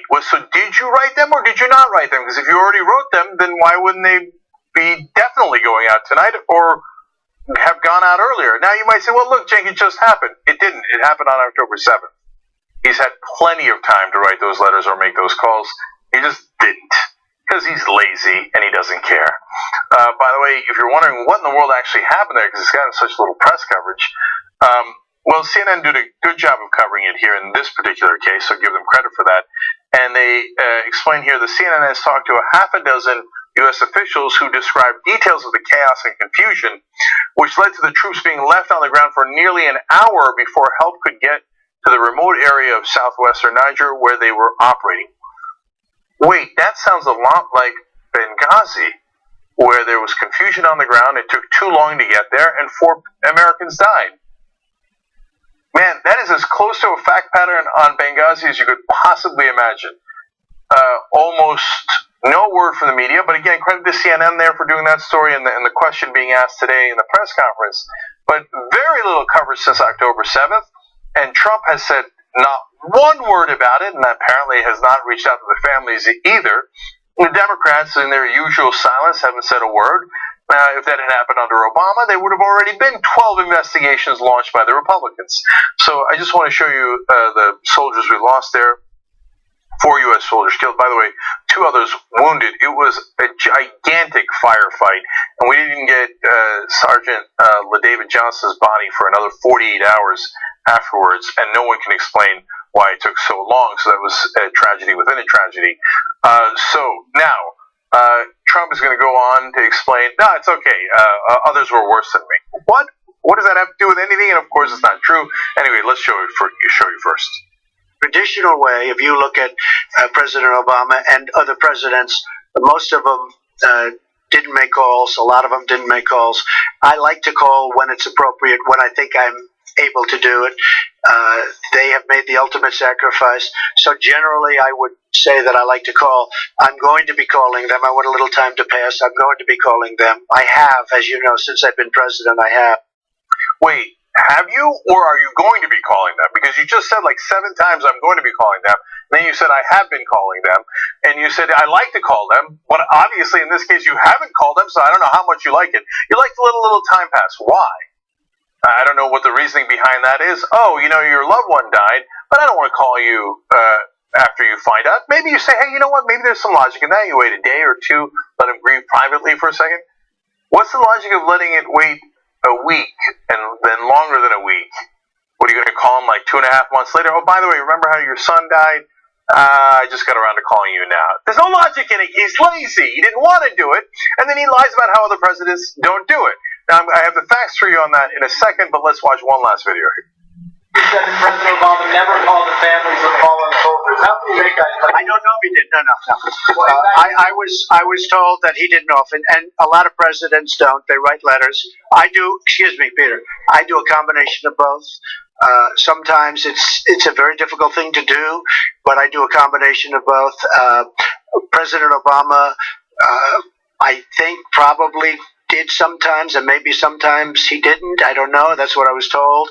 All I can do is ask my generals. Other presidents did not call. They'd write letters, and some presidents didn't do anything. But I like the combination of, I like when I can, the combination of a call and also a letter. When I can. I mean, normally I can't because I don't really care. But I'm going to smear other presidents and tell you that they didn't do it when I will later admit I have no idea. You just said it. I don't know. Then why did you just say that Obama didn't do it and other presidents didn't do it when you have no idea? By the way, I was wrong. It was not October 7th. It happened on October 4th. Okay, so it's been 12 days now, almost 2 weeks. And he's like, I call him sometimes. I didn't call him in this case. I was just waiting for 12 days. Oh, you guys asked me about it. Okay, fine. I'll go write a letter or something. It's difficult. He says in the middle. He says, it's difficult. Oh, is it straining on you? I assure you it's a lot more difficult for the family members. So now let's give you the reality. First, defending George W. Bush here. Now, look, he started a disastrous war in Iraq, and I think that his actions were despicable, but he did reach out to a lot of people who were injured there and lost loved ones. So fair is fair. Toward the end of the Bush presidency, as Amanda Turks explains, the Washington Times reported that Bush, quote, met privately with more than 500 families of troops killed in action and with more than 950 wounded veterans, often during private sessions. So he smeared President Bush there as well. Now on to Obama. This is an Obama spokesperson. President Trump's claim is wrong. President Obama engaged families of the fallen and wounded warriors throughout his presidency through calls, letters, visits to Section 60 at Arlington, visits to Walter Reed, visits to Dover, and regular meetings with Gold Star families at the White House and across the country. Now, of course, you might remember that Donald Trump famously attacked the Gold Star family because they were Muslim, and he went after the father of one of our fallen soldiers. He's a despicable guy, and you notice there that Obama visited Dover Air Force, where unfortunately the caskets arrive. At the time, Donald J. Trump lied about it as well. He said, quote, too busy playing golf, Barack Obama sends form letters with an electronic signature to the parents of fallen SEALs. So, it's too much to go through all the different ways that that's a lie. We do know that, in fact, he did go to Dover, he did meet with the family members, but Donald Trump never verifies anything. So he tweeted about that back in the day. Now, the ambush happened on October 4th. That's when we lost the 4 soldiers. But as I told you, one of them wasn't recovered for 48 hours. So they actually landed back in America, their bodies did, on October 7th at Dover. So let's go to Amanda Turks at HuffPost again to tell you what Trump was doing that day. Trump was actually playing golf on October 7th, the day one of the soldiers' bodies was returned to Dover Air Force Base after the Islamic State ambush in Niger. He accused Obama of playing golf, and it wasn't true. And on his watch, when one of our soldiers came home in a casket. Donald Trump was playing golf. He never talked about it. He never made any public appearances or acknowledgement of yet another botched mission on his watch. That was the deadliest one on his watch. And he obviously didn't write them letters or call them, and made excuses and blamed former presidents instead. Donald Trump in a nutshell for you. All right, I've got to take a break. When we come back, Anna has a devastating story about how the drug industry in this country buys off our politicians and the results of that. It's an amazing story. We'll share it with you when we come back.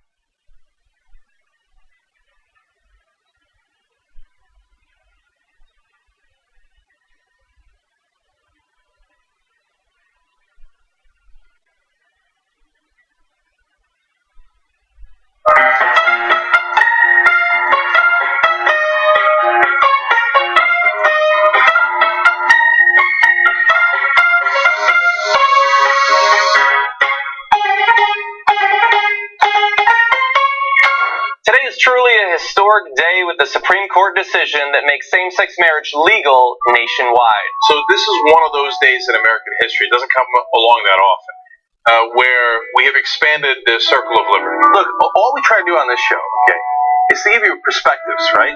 So you can get a better understanding. We need to change our mentality and understand why these people are trying to leave their own countries and everything that they've known, everything that they've built. Yeah. It's not to come here and harm you. Anytime you force someone, like they did in Arizona, to carry their paperwork, it's to remind them every day that they do not belong in your society. Now that is the sound of fascism beginning here in America. Doesn't that scare you? Don't you see history repeating itself? That xenophobia and faux populism to get people worked up to attack outsiders. That is violent rhetoric, and your violent rhetoric translates to violent actions. If you don't get that, well, you're either in denial or you know it's true and you just don't want to admit it. What's the message we're sending to the rest of the world? I mean, give us your poor, you're tired, and we will greatly mistreat them under horrible conditions where some of them will die. That's not what the Statue of Liberty says. If you asked me to come up with something insulting to Latinos, I couldn't have done anything like this. I wouldn't have thought to insult the grandkids. Yeah. 2/3 of people shot when they're unarmed for blacks and white kids. That means they were wrong. They're like, who cares? Shoot them, shoot them, shoot them, shoot them. Look, my dad was born in Syria.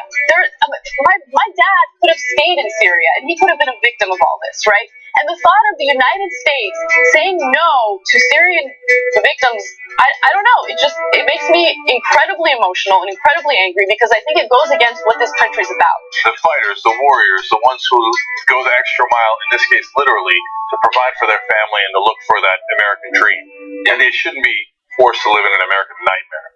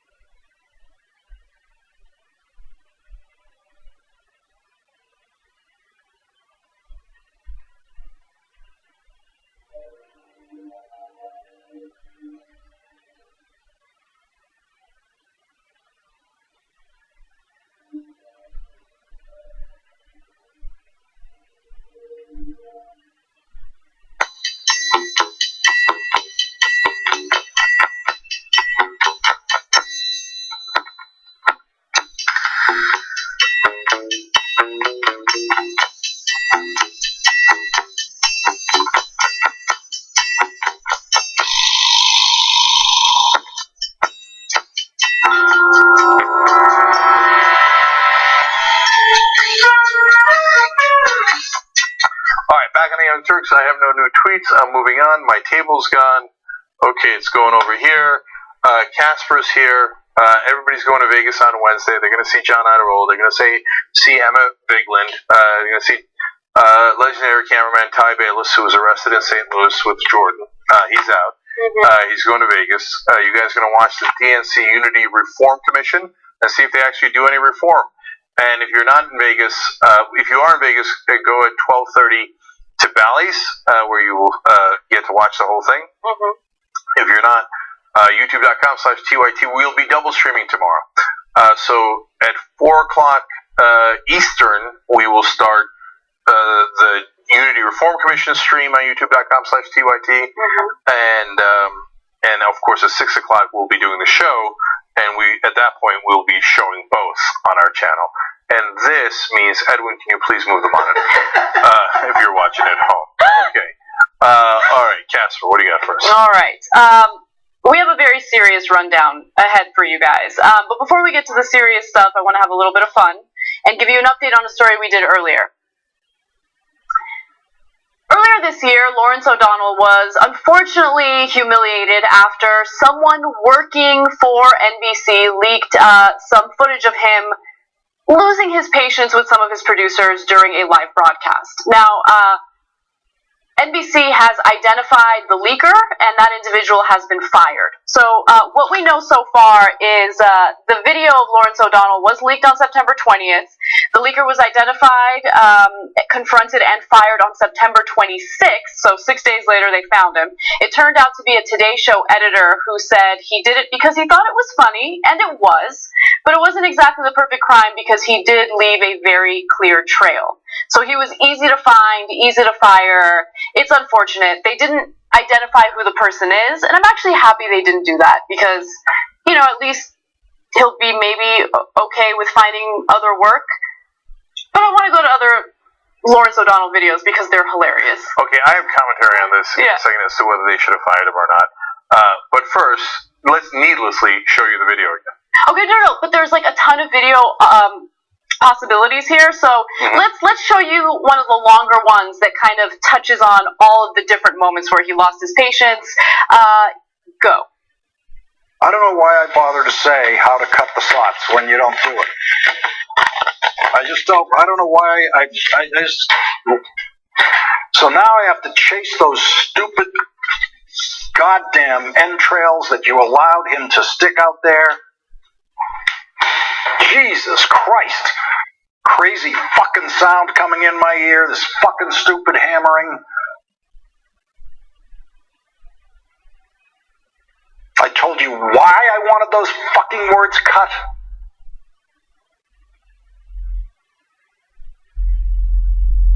It just fucking sucks. It fucking sucks to be out here with this out of control shit. Any fucking thing can come into my ear at any moment. That's what I know. Anybody can get into my fucking ear at any time. Some woman talking about what we're doing after the show. Fucking guests' faces coming up in the middle of a fucking script.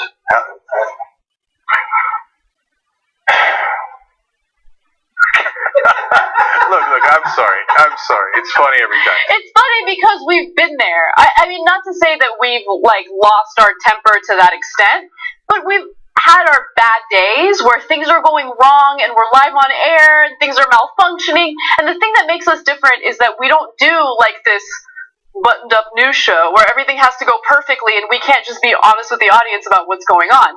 He does the robotic, buttoned-down news show. He's a great guy, he's a smart guy, but it's like if you screw up on live TV and you're doing traditional TV, it's like the end of the world, right? Yeah. So, look, we're not mad at him. We probably yell at the producer too much, so let's just keep it real, okay? But having said that, like, you shouldn't say, like, he was worried that they were saying the wrong things on air. You should be worried about that, right? And if you have an earpiece and somebody's talking at you while you're trying to talk on air, it is enormously distracting. Yeah. Now, I'm not sure that I've ever had all the people coming in my ear. Okay. But anyway, it's not to get on Lawrence, and you can't go leak tapes like this. Of course you can. Of course you're gonna get fired. Yeah, but you want to do more videos? All right. Okay, let's just go random video, whatever. Random videos, go. What's going on? Why am I losing this? Why don't I have sound? All right, it's back. Someone's pressing buttons and turning my sound off. Who's asking for a Labor Day rundown in my ear? that moment of anger is awesome. We're not mad at you, brother. In fact, it's the most human thing. I'm gonna be honest. It made me like him more because it made me see his human side. You don't see television people's human side, right? I know. Anyway, another one. Just real quick. One more, maybe two more. God damn it. 10 seconds. 5, 4. Sorry, man. Sorry, but that's just too good. Okay, now look. The guy shouldn't have been fired. You can't leak tapes of the host. Okay, I know. I know, but let him go. Let him go. No, they did let him go. They literally let him go. And hey, knucklehead, if you take tape from one end of the company and drag it over to your email or whatever and then edit it on your computers, are they going to catch you? Of course they're going to catch you! Come on. You got to know better than that. Let's just end with one more. Just one more. And tragedy, and into that tragedy today stepped the President of the United States. There's insanity in the control room tonight.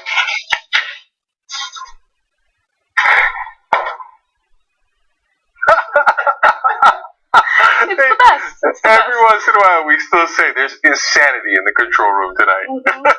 There's insanity in the control room tonight. All right. Anyway, okay, it was a mistake, but it turned out to be an amusing mistake. Absolutely. Okay. All right, now we move on to the serious stuff. The opioid epidemic continues to ravage huge parts of the country, and the question still remains, how is it that the drug industry was able to sell so many of these pills in an unmitigated fashion? Well, a new investigative report, an incredible investigative report done by 60 Minutes and the Washington Post, shows a theme that is all too common in American politics. Corruption, the revolving door of politics, lobbying, and a profit motive that led individuals to support the sale of these drugs, the unmitigated sale of these drugs, over for profit over the lives of all of these individuals who have died. Now, this story is crazy because it talks about how lawmakers in Congress unanimously supported legislation that would strip the DEA of its ability to suspend questionable and suspicious narcotic sales.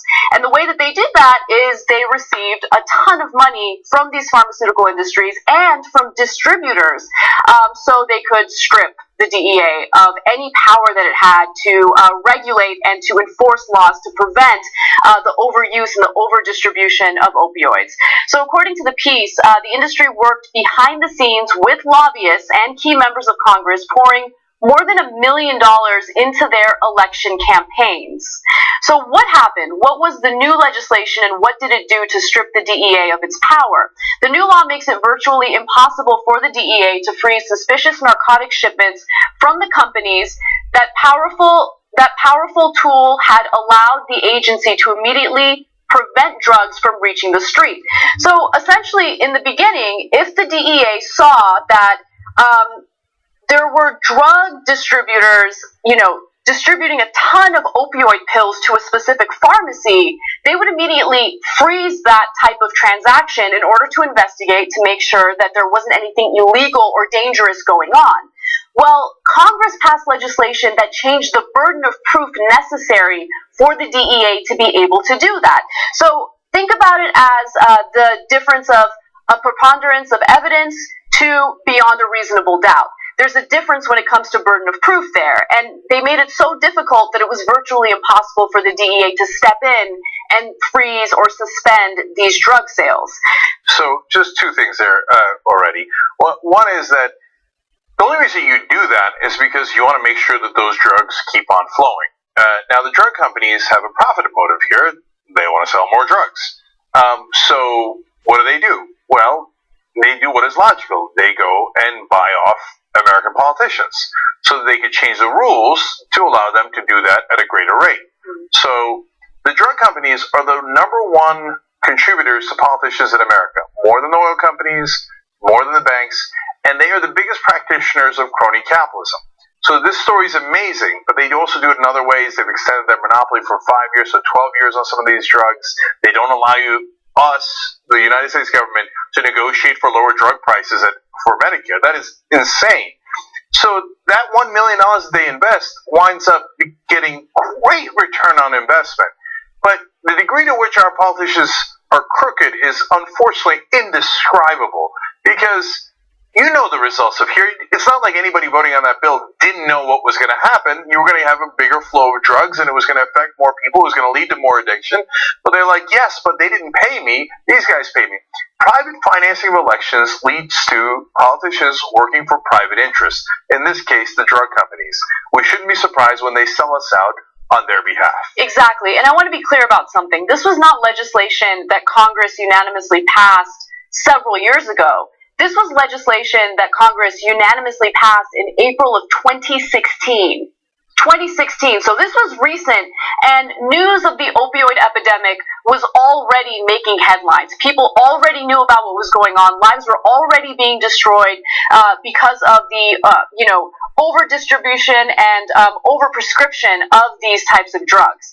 Now, a judge who is essentially, talking about this and is writing about this for a law review journal said the following: at a time when, by all accounts, opioid abuse, addiction, and deaths were increasing markedly, the new law imposed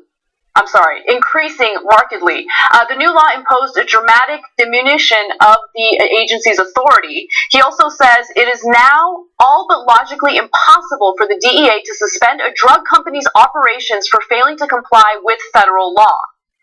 So, to give you a little more information about what this new legislation does, what this new law does, since it's not legislation anymore, they, again, unanimously passed it.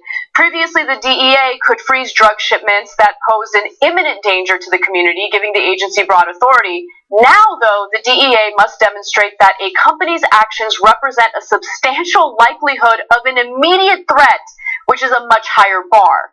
Now, the reason why we know about this is because there has been a whistleblower who used to work for the DEA. His name is Joe Ranazinski, and he used to run the DEA's Office of Diversion Control. And so he focused primarily on pharmaceutical drugs and pharmaceutical drug abuse, and he saw what was going on. He fought pretty aggressively to stop this type of legislation, and unfortunately he was unsuccessful. So now he's speaking up about it. Yeah. There is no situation where if our representatives actually represented us, they would say, you know what, we just randomly think drug companies should be able to set any price they like, and that we shouldn't be able to negotiate on behalf of Americans. That is not a situation that exists in the world. The only reason you do that is because you're owned by them. And by the way, that happened under Bush, but it also happened under Obama, and this is during the Obama years. And both parties often play along with them. So here they are. Here's a situation where the only reason you would set a higher bar for, in this case, is to make sure the drugs keep on flowing, and the drug companies keep making more money, even though the addiction is out of control in the country. Yet, both parties go, well, where's my bread buttered? Not by the public. We don't have public financing. We have private financing. These guys give me a lot of money. I'm going to do what they ask. If it leads you to have a family member who's addicted to drugs, I don't care. I already got my money. So I want to call out a few of the politicians that were behind this legislation, those who sponsored it and those who ended up supporting it pretty aggressively. So in the very beginning was Representative Tom Marino, and I want to go to him. According to this investigative report, the chief advocate of the law that lobbied the DEA was Representative Tom Marino, a Pennsylvania Republican, who is now President Trump's nominee to become the nation's next drug czar.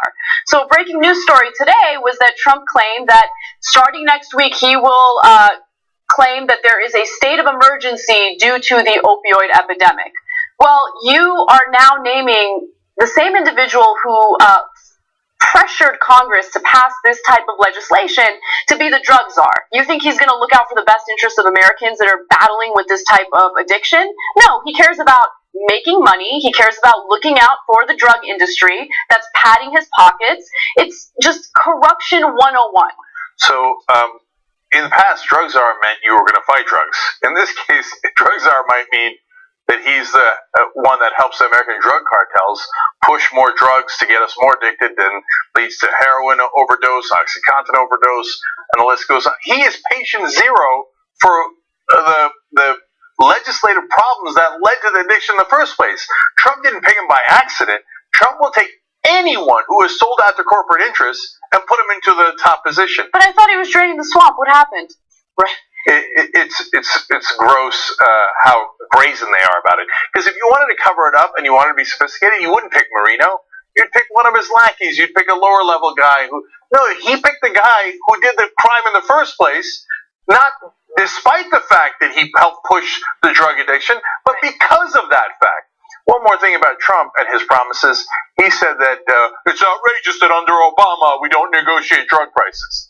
He came in and immediately said that Trump will not negotiate drug prices, of course. Yeah. By the way, when it comes to this law that passed, stripping the DEA of its power to protect Americans, Obama signed that legislation into law. So that's another thing to keep in mind. And what I found interesting was that the Washington Post made it seem as though, Obama didn't really understand or realize the ramifications. He was the president of the United States. You're going to sign something, you're going to sign your name and allow legislation to pass into law.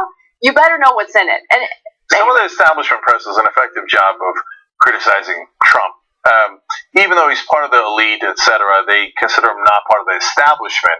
But man, they love to cover for Obama. And here it's ironic because they've done a wonderful report, a great job of investigating this. But you can't help but soft pedal Obama. What kind of an excuse is he didn't know what was in it? Then he should have found out. And he should have done his homework. So, no excuse for the Democrats, no excuse for Obama. They always make it seem like, oh, shucks, Obama didn't. And Obama also got private financing. Obama got his entire cabinet handed to him by a Citigroup executive back in 2008. He took every person on the list but one. His entire cabinet was handed to him by Citigroup. Because his number one set of donors back in 2008 were the banks. All the establishment wants to do is go back to the pre-Trump days. The pre-Trump days were terrible. We had Democrats and Republicans selling us out day in, day out. It was so bad that people were so frustrated, they voted for Trump. That's how bad the pre-Trump days were. Right. Well, for the establishment, that was the status quo. And they would love to go back to the status quo. Now, let's talk about homegirl Marsha Blackburn, because I really want to call her out.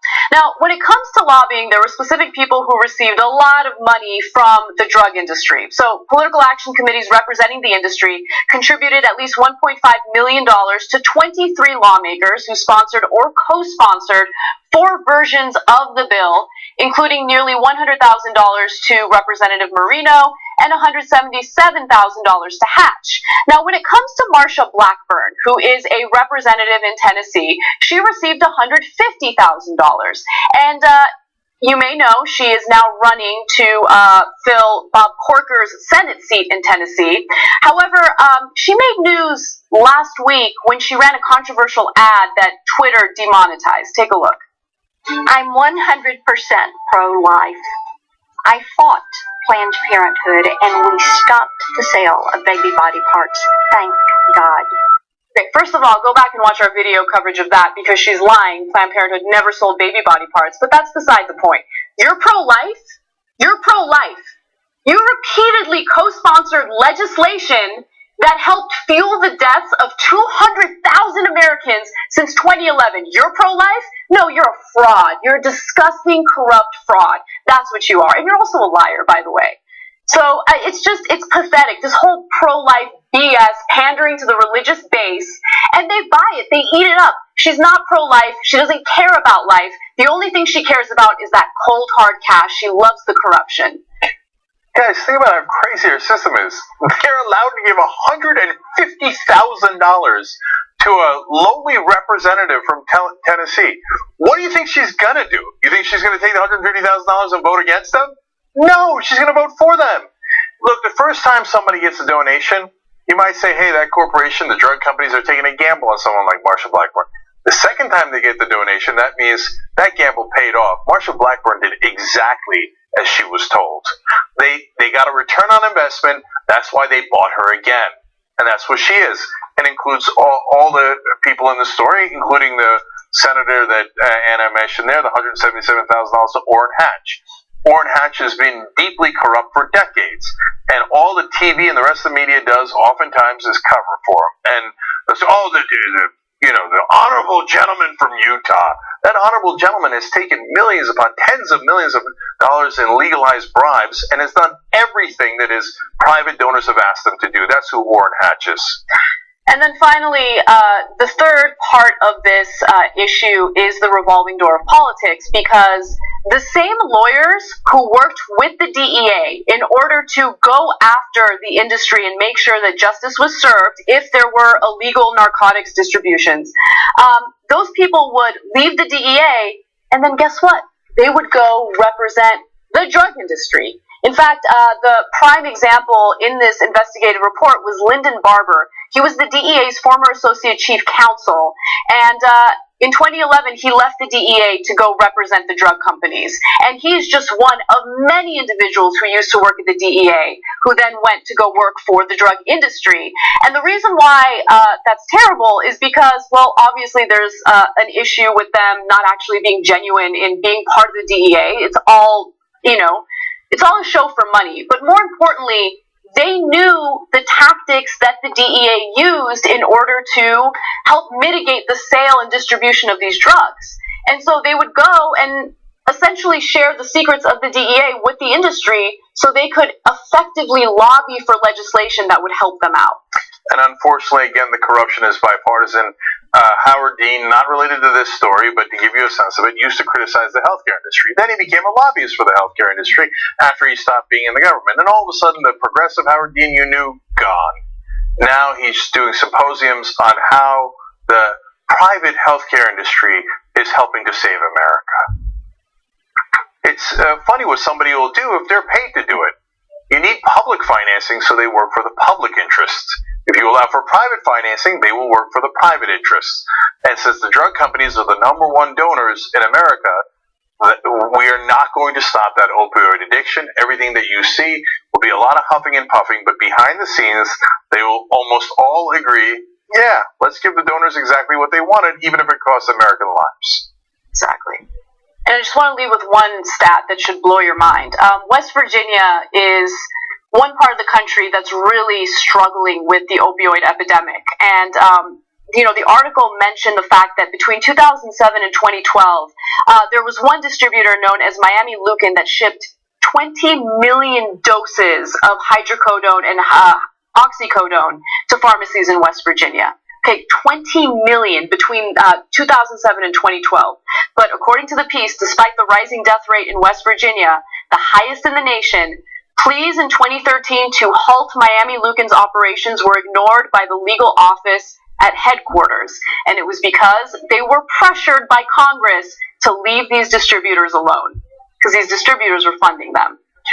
These are literally drug pushers.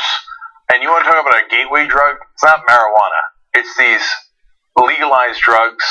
And you don't send that amount of drugs to West Virginia and not know that West Virginia is one of the epicenters of this drug dealing that's going on, that's leading to the drug addictions, that's leading to all these deaths.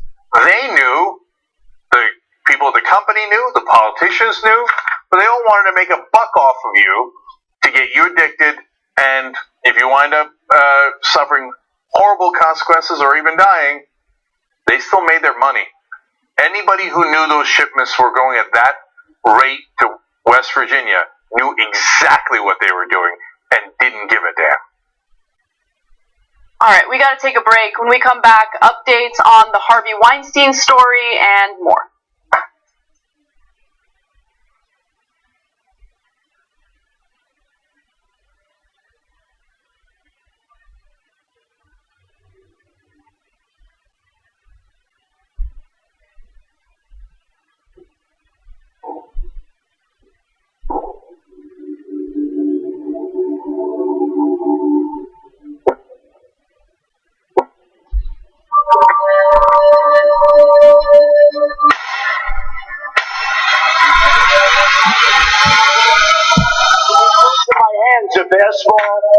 else must be small. I guarantee you there's no problem. I guarantee you. You said I had small hands. They're not smaller. I never heard that one before. I have decided that I'm going to get ripped. Okay? What? Okay? Like, physically? Yeah. Okay. What, you don't believe me? I 100% don't believe you. I will get so ripped, here's my prediction, that someone at PYT will say, Cenk, you've got to stop working out. Wait, we're tired of you winning. So you don't believe me? Cenk, you don't have time to, like, do your daily duties for the main show. You don't have time for your daily duties. Because what you guys don't know is how great my muscles already are. It's absolutely possible. But you can't have Leah run to the food truck to get you, like, 2 different types of grilled cheeses with, like, tater tots for lunch. Like, you can't have that anymore. Let's see what happens. You also have to go to the gym regularly. Let's see what happens. All I'm saying is, let's see what happens. Have I ever been wrong about a prediction? Almost never.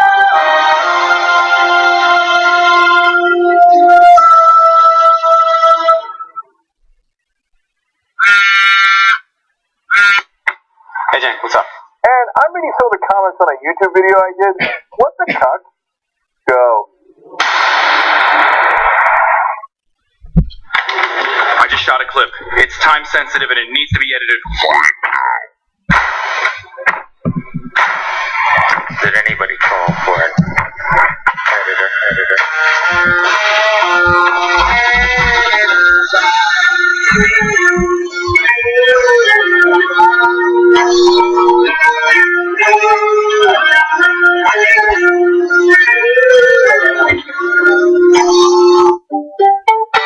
Need this in an hour.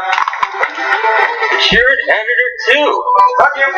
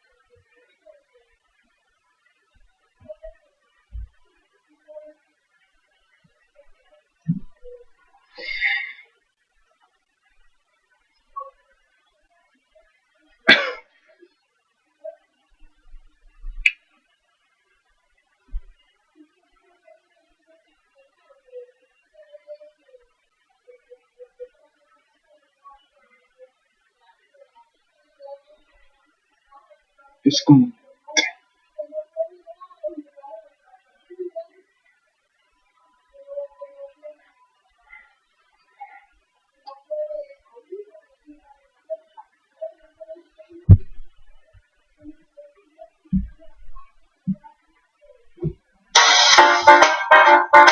Where's the hammer?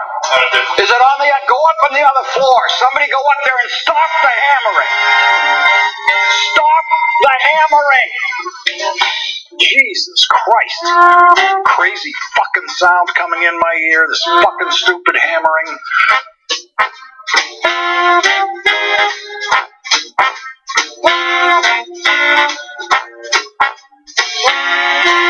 Alright, back on the Young Turks. Never gets old. Jess is just me writes, Anna's on fleek today with her outfit. Super, super cute. Thank you. Okay, I don't know what on fleek is. I'm old. It's what the cool kids say. Apparently. Mhm. Okay. Joseph S. says, stop the hammering. Jasmine Desi16 said, these videos made my day. They're so good. I love Lawrence O'Donnell for doing this. Even though he didn't mean to. Right. Digital Shark writes in, O'Donnell comes off like a frustrated dad that is one snarky comment away from losing his shit. That apparently is also true. Control Left says there's insanity in the control room tonight would make a good subject for TYT's next promo. TYT behind the scenes, think about it. Interesting. Lucy First says there's insanity in the control room should go on the soundboard. Ask and ye shall receive. There's insanity in the control room tonight. Okay. I believe that played for you guys. Sandra Joseph says, wait, let me try the other one. Someone in that control room is out of control. All right. Sandra Joseph says, we build a wall to keep the Mexicans out because of drugs, but Congress passed a bill to turn a blind eye to Farm Incorporated. And it's a great point. It reminded me of Donald Trump with his insane, the throwing the 60 pounds of marijuana over the wall. Mm-hmm. Like, see, that's the great thing about the drug companies. They don't have to throw 60 pounds of drugs over the wall. They can ship millions of barrels of drugs into West Virginia and just get the bribe politicians to turn a blind eye to it. They don't even have to put it in their calves. Their cantaloupe calves. Yes, that's right. You don't even need cantaloupe calves. And the last one, Joseph says, once again, it all comes back to that one sweet issue, money and politics. Get it out. Wolf-pack.com/wedding, okay? So that's the campaign to get $100,000 for Wolfpack so they could go on to their next campaign, which is going to be phenomenal, to make sure that we get the money out. Wolf-pack.com/wedding. Contribute today. All right, what's next, Ann? And real quick, I just want to give some love to Grace Baldridge and Amir Nikui for Murder with Friends. If you guys ever checked it out on the pop culture channel that we have, Pop Trigger, you probably loved it. It's awesome. It's about, the darker side of history, some of the big crime stories of the past, including Jeffrey Dahmer, to the trenches of World War I. You guys should definitely check it out. Anyway, there's a new season, so when you're not watching us, definitely check out Pop Trigger's channel. And if you're a member, you can actually catch it in the archives anytime you want. You can become a member by going to tytnetwork.com/join. Somebody's getting murdered tonight. All right, let's move on. The Hollywood Reporter had an interview with Bob Weinstein. This is the brother of Harvey Weinstein, and of course the interview had everything to do with the sexual assault allegations toward Harvey Weinstein.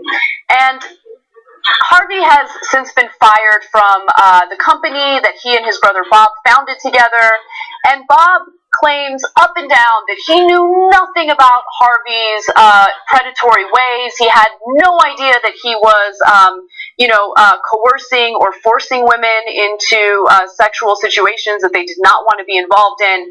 And so I wanted to share some of his perspective, and then we'll discuss.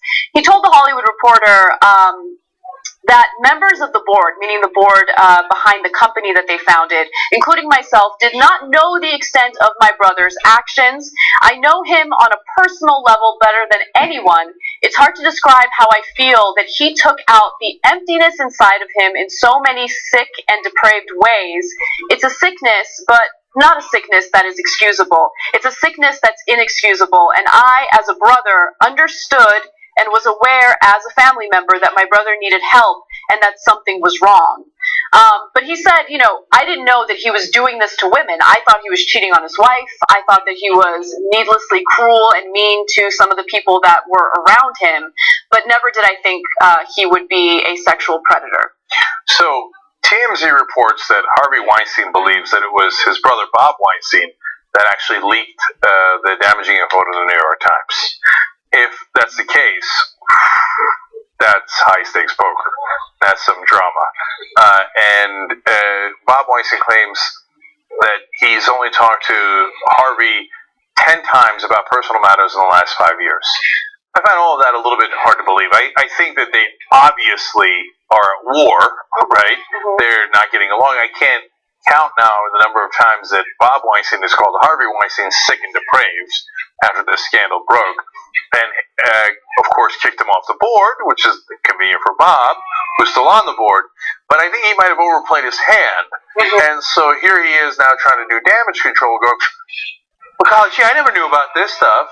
But one of the things that they asked about and that he refused to answer in this interview is, well, you guys just did contract negotiations and renewed Harvey Weinstein's contract, and there's good evidence that at that point you had all these allegations that you knew about.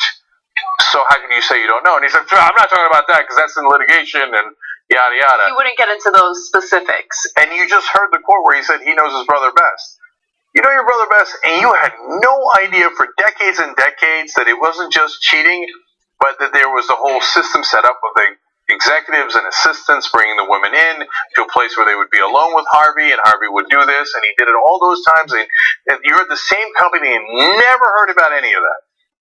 I mean, what we hear over and over again was that Harvey's behavior was an open secret, that everyone knew about it, but no one was willing to do anything about it. And now you kind of go back in time and you see interviews that women had done and some of the accusations that they had very publicly made. And it's interesting to see that nothing really caught on. Courtney Love had an interview back in the early 2000s where she was asked, what kind of advice would you give to young women in the entertainment industry who want to break into the entertainment industry? And she, I'm paraphrasing, essentially said, if Harvey Weinstein invites you to a party, don't go.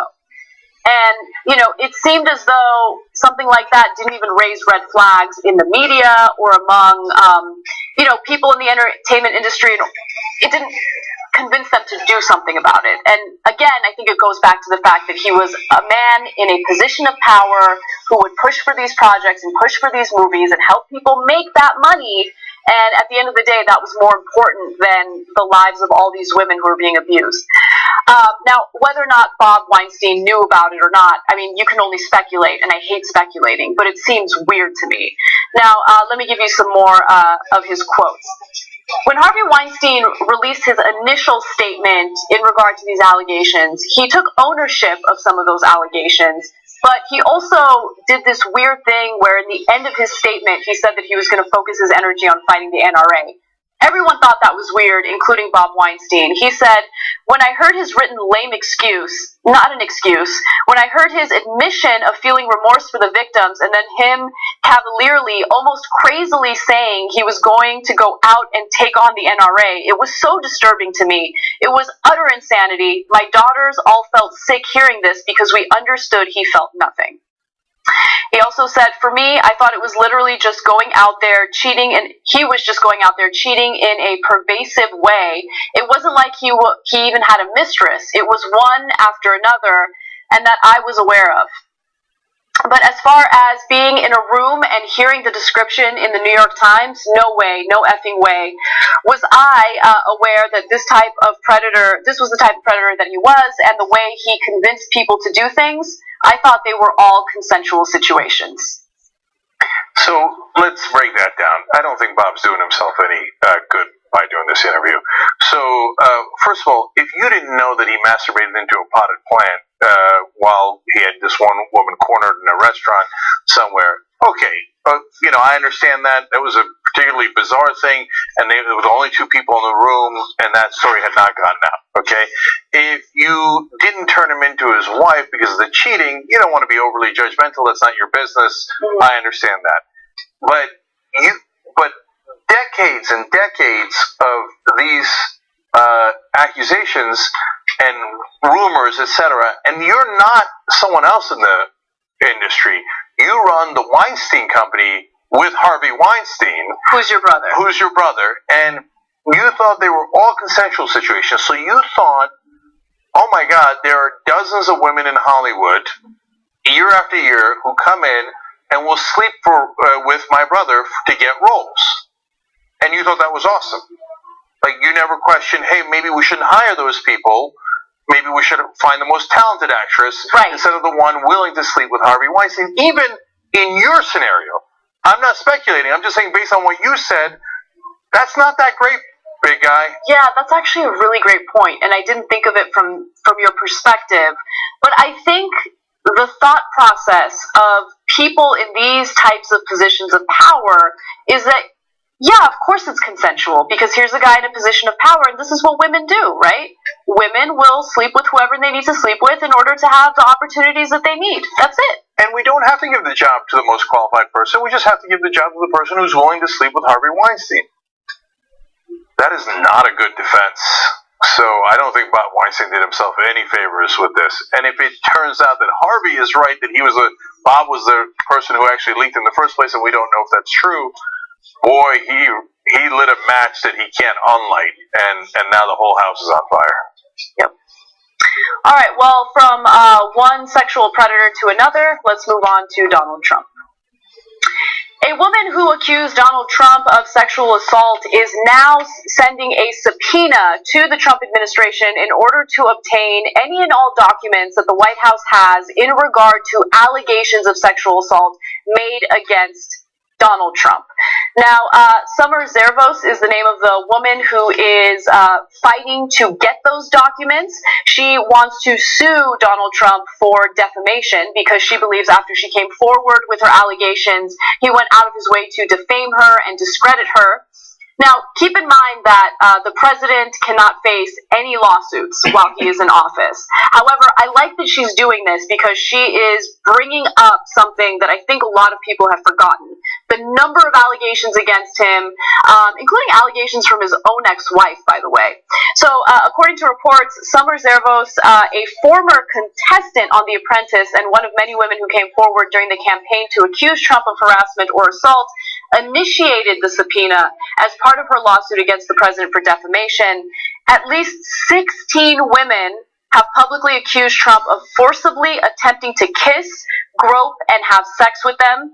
Which, look, we're not, lawyers, we're not litigating this case, but Trump himself, back in 2005, on tape, said that he grabs women by the pussy, and he likes to move in on them like a bitch. Okay? Those are his words. Anyway. In fact, they're on the soundboard. Right. I moved at her like a bitch. I gotta use some Tic Tacs just in case they start kissing her. Grab them by the pussy. Okay, and he said when you're a star, they let you do it. Now the reality is they don't let you do it. You said that you did it without asking for permission. You just sexually assaulted them, and they were stunned and didn't know what to do. Now they know what to do. They're going to try to take you to court because that's where you belong. Yeah, and the accusations against Trump are eerily similar to the accusations against Harvey Weinstein. And, it's again, this entitlement, this, thought that, hey, I'm in a position of power, I can go ahead and do this without any ramifications. And to be honest, while Harvey Weinstein has suffered consequences and should suffer consequences, Trump was elected president. And the very same people who point to Harvey Weinstein and say, look at these liberals, look at these dirty men, of course they would do this, it's this indulgent lifestyle, this and that. Those are the same people who, A, voted for Trump and refused to criticize him for the same allegations that were made against him. Yeah, and so here, let me read you the next graphic. Zervos' subpoena aims to prove how Trump deliberately tried to discredit her and other accusers. To me, that's always the worst part. And so Bill Clinton's Monica Lewinsky situation was consensual, but the part that was really terrible was the way that he attacked her in the press afterwards, insinuating that she was crazy and that she was making it up to get famous, and that's really dirty. And Weinstein did that over and over again, and he would leak into the papers, especially in New York, allegations against people that refuses advances. Okay? Yep. And Donald Trump, same thing. He would leak, usually the New York Post, run by Rupert Murdoch, both Weinstein and Trump. It was their way of airing their trash, because Rupert Murdoch deals in trash. And he's actually loses money on the New York Post every year, but he does it for propaganda reasons so he can help his scummy friends smear women that they have sexually harassed, among other things that Murdoch helps them do. So they would both go to the New York Post and trash anyone who refused their advances or accused them publicly of things that they did actually do. Right, and also something just occurred to me that I think is revealing. Donald Trump has a history of suing anyone and everyone, right? He loves to sue people. Why didn't he sue these women for making false allegations against him? In fact, he threatened to do that and didn't follow through, because the last thing he wants to do is go to court on this issue where they could prove their charges. And in this case, Zervos is asking for documentation on 10 out of the 16 women. She believes that exists, that the campaign did have information about what Donald Trump did and how they were going to cover up for it. Now, if that's true and they could find the paper trail for it, That would be very interesting, and I assume that every Republican, as they ask the Democrats who got money from Weinstein, will then forcefully reject Donald Trump, return the money that they raised from Donald Trump, call him a monster, and make sure that he gets the help that he should get because he is sick and depraved, as they've called Weinstein for the same actions. Yeah. Let's just be clear on that. Yeah. But of course they won't. And that's why, we showed Margaret Hoover, who's a commentator on CNN, a conservative commentator. That's why I had so much respect for her for being willing to say what other conservatives refuse to say. She talked about the fact that those on the left treat these instances of sexual assault very differently than those on the right. Those on the right will cover for their own because, hey, that's part of my tribe. I got to protect my own. But when it comes to others, they have no problem condemning them and saying whatever needs to be said. It shouldn't matter what someone's political ideology is. It shouldn't matter where they're coming from or what they think. The only thing that should matter is whether or not they, engaged in that type of behavior, whether or not they preyed on, the powerless, and whether or not they abused their power. And that's exactly what happened with Weinstein and with Trump. And they should face consequences for it. Okay, so we're out of time here, guys. We did have a couple stories we didn't get to. We're going to give you more show during the postgame for the members, so that's tytnetwork.com/join. But we're also at 8:30 p.m. Eastern for the members going to have a live interview with Beto O'Rourke, who is a congressman from Texas, and is going to take on Ted Cruz for the Senate seat. Oh, I love that. And he doesn't take any corporate PAC money. So he's going to be in studio here, and members get to watch it live. Everybody else will get to see it in about 24 hours after that. So join right now, tytnetwork.com/join, so you can see that interview and the post game. And don't forget, if you're in Vegas on Wednesday, go to Bally's at 12:30 because the DNC Unity Reform Commission is meeting. Let's get some real reform in the Democratic Party. All right. Bye-bye.